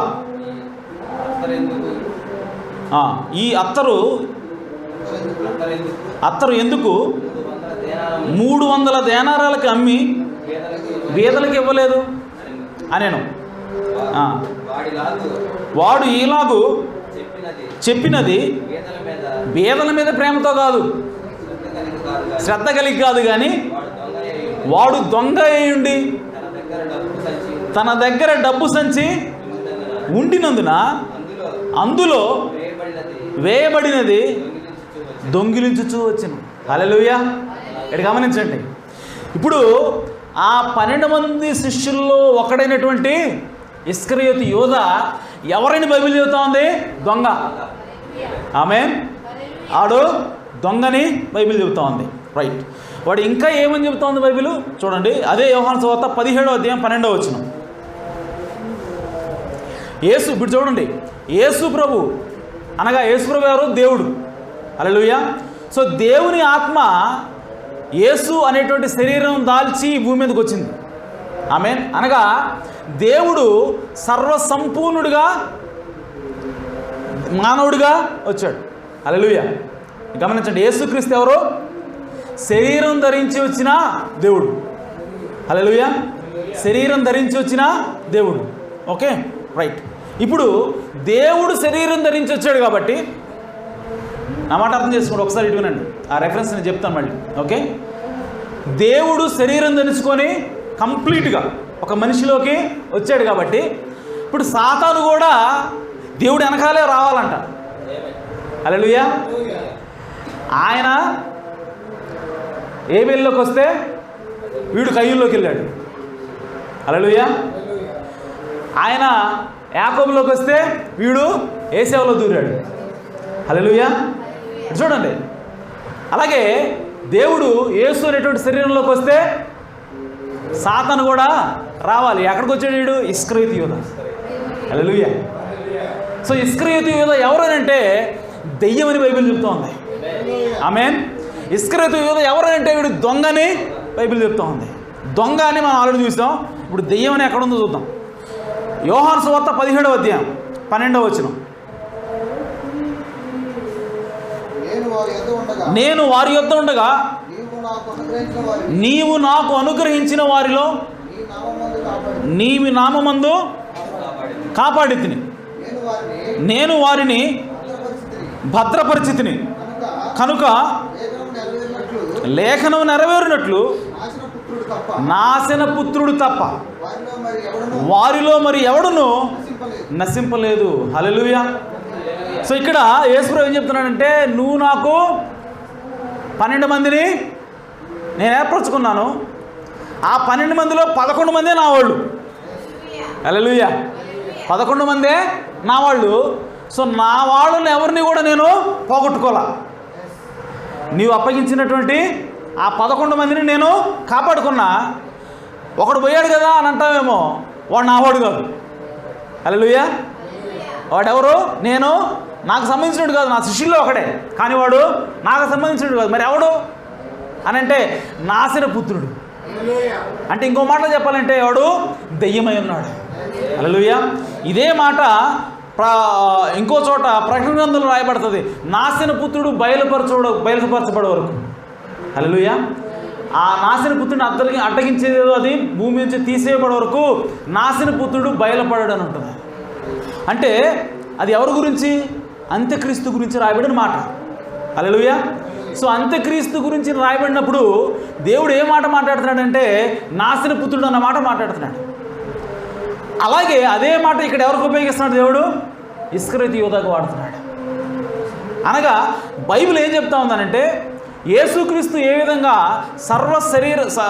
సంపూర్ణంగా శరీరం ధరించినటువంటి దేవుడై ఉన్నాడో, హల్లెలూయా, అలాగే ఇస్కరియోతు యూదా ఎవరనంటే శరీరం దాల్చిన దెయ్యమై ఉన్నాడు.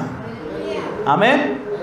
ఎందుకనంటే దేవుడు మనిషిలాగా వచ్చాడు కాబట్టి ఇప్పుడు సాతాను కూడా మనిషిలాగా రావాలి. వాడు వచ్చాడు. వాడు ఎవడనంటే ఇస్కరియోతు యూదా. వాడు ఎవడు అన్నట్టే వాడు దొంగ అన్నాడు. హల్లెలూయా. రైట్. ఆ తర్వాత యోహాను సువార్త 6వ అధ్యాయం 70 నుంచి 71. అదే యోహాను సువార్త 6వ అధ్యాయం 70 నుంచి 71. ఇక్కడ స్పష్టంగా చెప్తున్నాడు వాడు ఎవడం. అందుకు యేసు, నేను మిమ్మును 12 మందిని ఏర్పరచుకోలేదా? మీలో ఒకడు సాతాను అని వారితో చెప్పారు. సీమోను, ఇస్కరియోతు యూదా,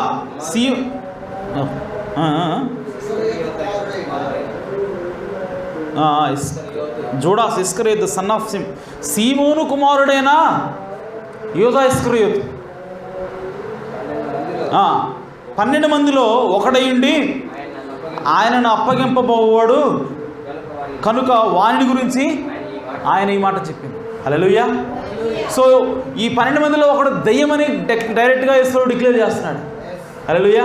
ఆడెవడనంటే ఇస్కరియోతు యూదా. హల్లెలూయా. సో ఇస్కరియోతు యూదా ఎవరు అనంటే దెయ్యమై ఉన్నాడు. వాడెవడు అనంటే దొంగ అయి ఉన్నాడు. హల్లెలూయా. రైట్. ఇప్పుడు చూద్దాం ఇస్కరియోతు యూదా ఎక్కడికి వెళ్ళాడు? ఇస్కరియోతు యూదా ఇప్పుడు ఉన్నాడా? చూద్దాం.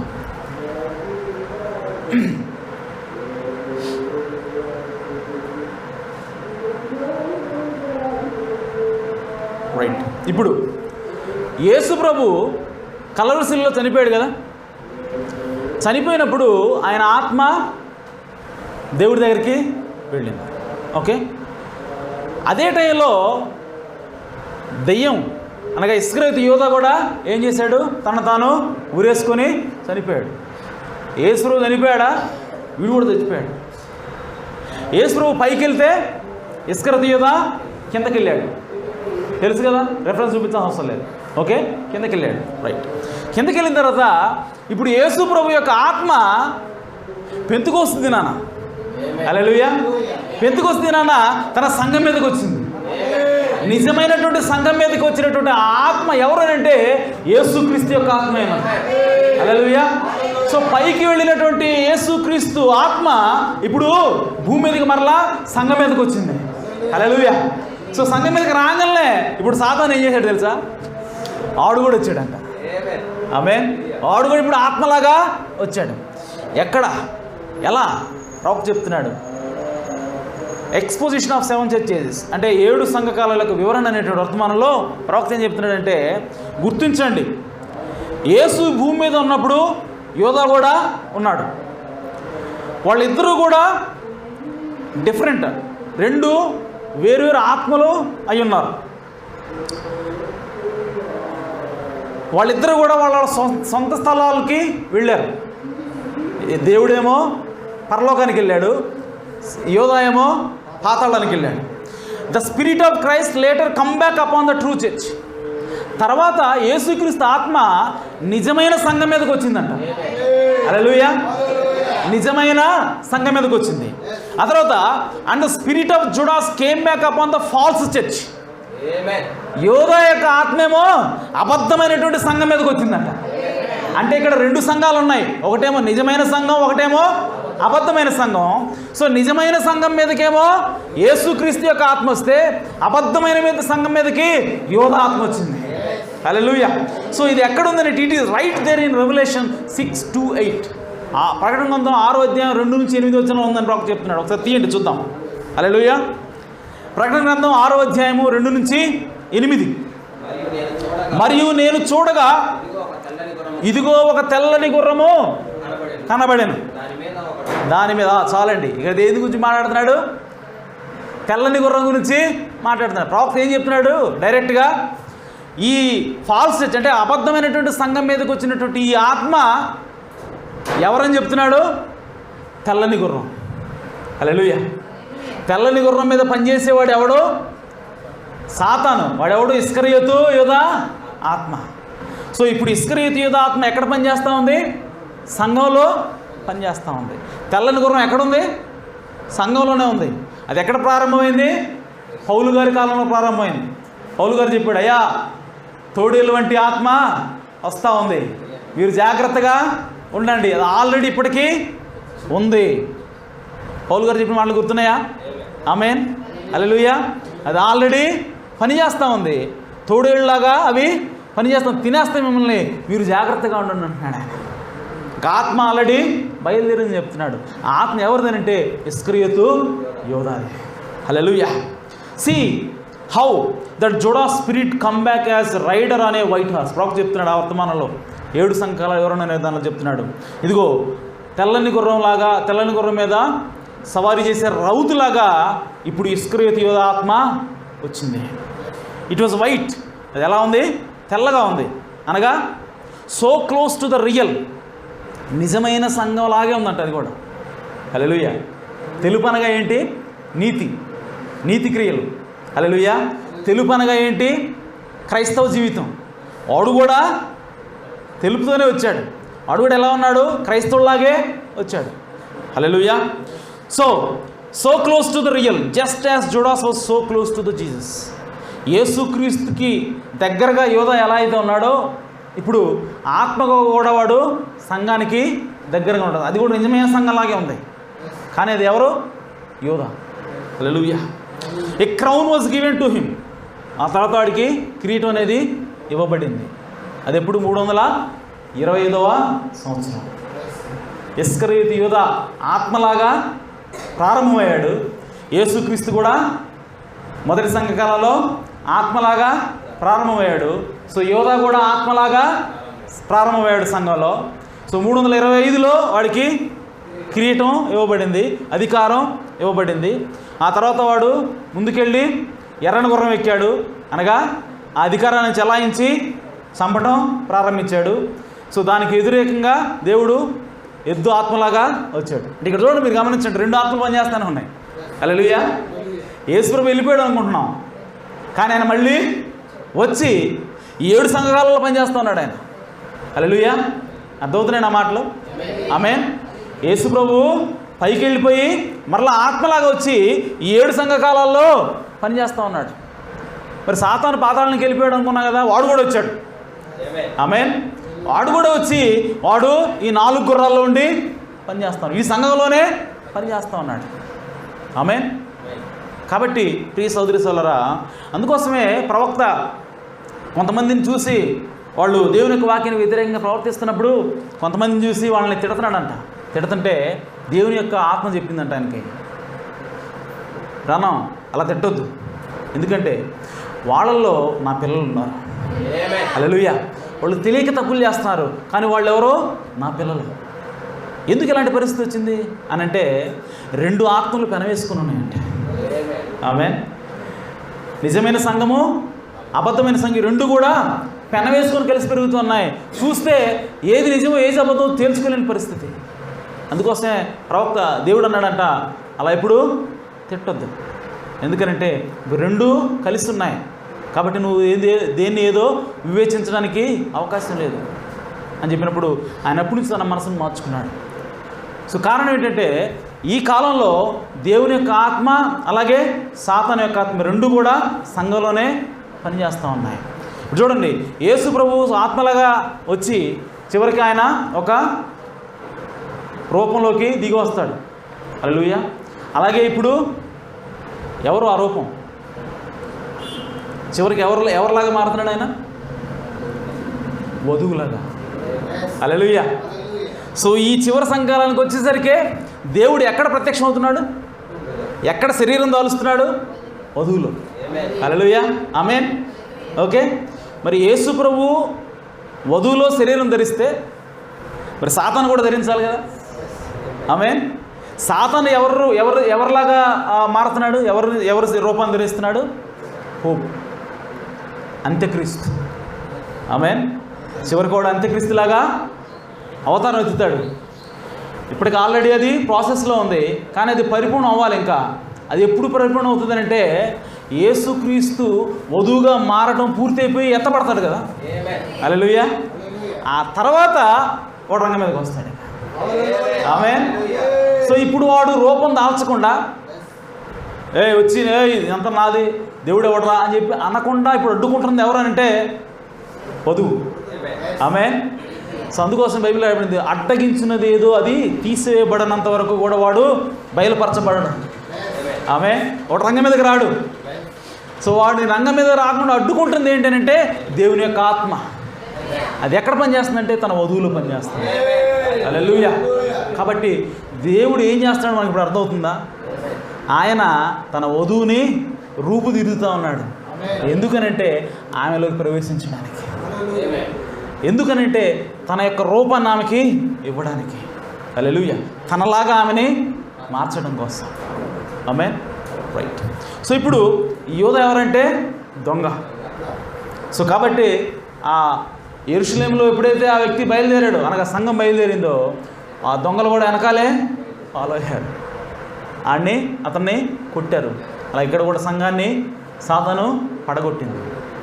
ఇక్కడ కేవలం యోధ అని మాత్రమే ఉంది, కానీ ఇక్కడ దొంగలను ఉంది. అంటే అప్పటికంటే ఇప్పుడు ఎక్కువగా ఆత్మ పనిచేస్తూ ఉంది. హల్లెలూయా. ఇక్కడ మూడంతలుగా రెండంతలుగా ఆత్మ పనిచేస్తూ ఉంది. కాబట్టి ప్రియ సోదరి సోదరులారా, మనం ఇప్పుడు ఏ సమయంలోనో మనకు అర్థమవుతుంది. ఈ భూమి మీద ఇప్పుడు ఈ కాలంలో రెండు ఆత్మలు పనిచేస్తూ ఉన్నాయి. దేవుని ఆత్మ పనిచేస్తూ ఉంది, అలాగే సాతాను యొక్క ఆత్మ పనిచేస్తూ ఉంది. అలాగే ఇప్పుడు 7వ ముద్ర కింద మనం ఉన్నాం. ఈ 7వ ముద్రలో 4వ ముద్ర కింద, ఈ 4వ ముద్రలో ఉన్నటువంటి ఆ గుర్రాలు ఏమిటంటే 3 గుర్రాలు కూడా కలిసి ఇప్పుడు పనిచేస్తూ ఉన్నాయి. అనగా వస్త్రం తీసేసేటువంటి ఆత్మ, పరిశుద్ధాత్మ తీసేసేటువంటి ఆత్మ, అలాగే శారీరకంగా మానసికంగా అంత బలవంతం పెట్టేటువంటి హింసించేటువంటి ఆత్మ, అలాగే నిర్జీవంగా జీవం లేనటువంటి స్థితిలోకి నెట్టేసేటువంటి ఆత్మ, ఇవన్నీ కూడా ఇక్కడే పనిచేస్తూ ఉన్నాయి. ఇవన్నీ కూడా దేవుడు ఈ మంచి సమరయుడి కథలోనే దాచిపెట్టాడు. ఈ మంచి సమరయుడి కథలోనే ప్రవక్త ఉన్నాడు. హల్లెలూయా. విలియం మరణ కనబడ్డాడు ఇక్కడ. ఆమేన్. ఈ మంచి సమరయుడి కథలోనే మెల్కీసెదెకు ఉన్నాడు. హల్లెలూయా. మంచి సమరయుడు ఎవరో? మెల్కీసెదెకు యాజక క్రమం. హల్లెలూయా. కాబట్టి ఈ మంచి సమరయుడిలోనే యోధా కూడా ఉన్నాడు. ఇవన్నీ కూడా దేవుడు మనకు చూపిస్తూ ఉన్నాడు. ఆయన యొక్క ప్రణాళికని ఆయన విప్పి చూపిస్తూ ఉన్నాడు. కాబట్టి ప్రియ సోదరి సోదరులారా, మనందరం కూడా ఈ కాలంలో జాగ్రత్తగా ఉందాం, దేవునికి దగ్గరగా ఉందాం. ఆ ముడత, మచ్చ, డాగు, కళంకం లేనటువంటి ఆ వధువుగా మన రూపుదిద్దాలని దేవుని యొక్క ఆశ అన్నది ఆయన ఆపల్లోనే ఉన్నాడు. కాబట్టి దాన్ని గుర్తించి మనం ఆ విధంగా మారడానికి మనల్ని మనం దేవునికి సమర్పించుకుందాం. దేవుడి మాటలు దీవించును గాక. ఆమేన్. హల్లెలూయా.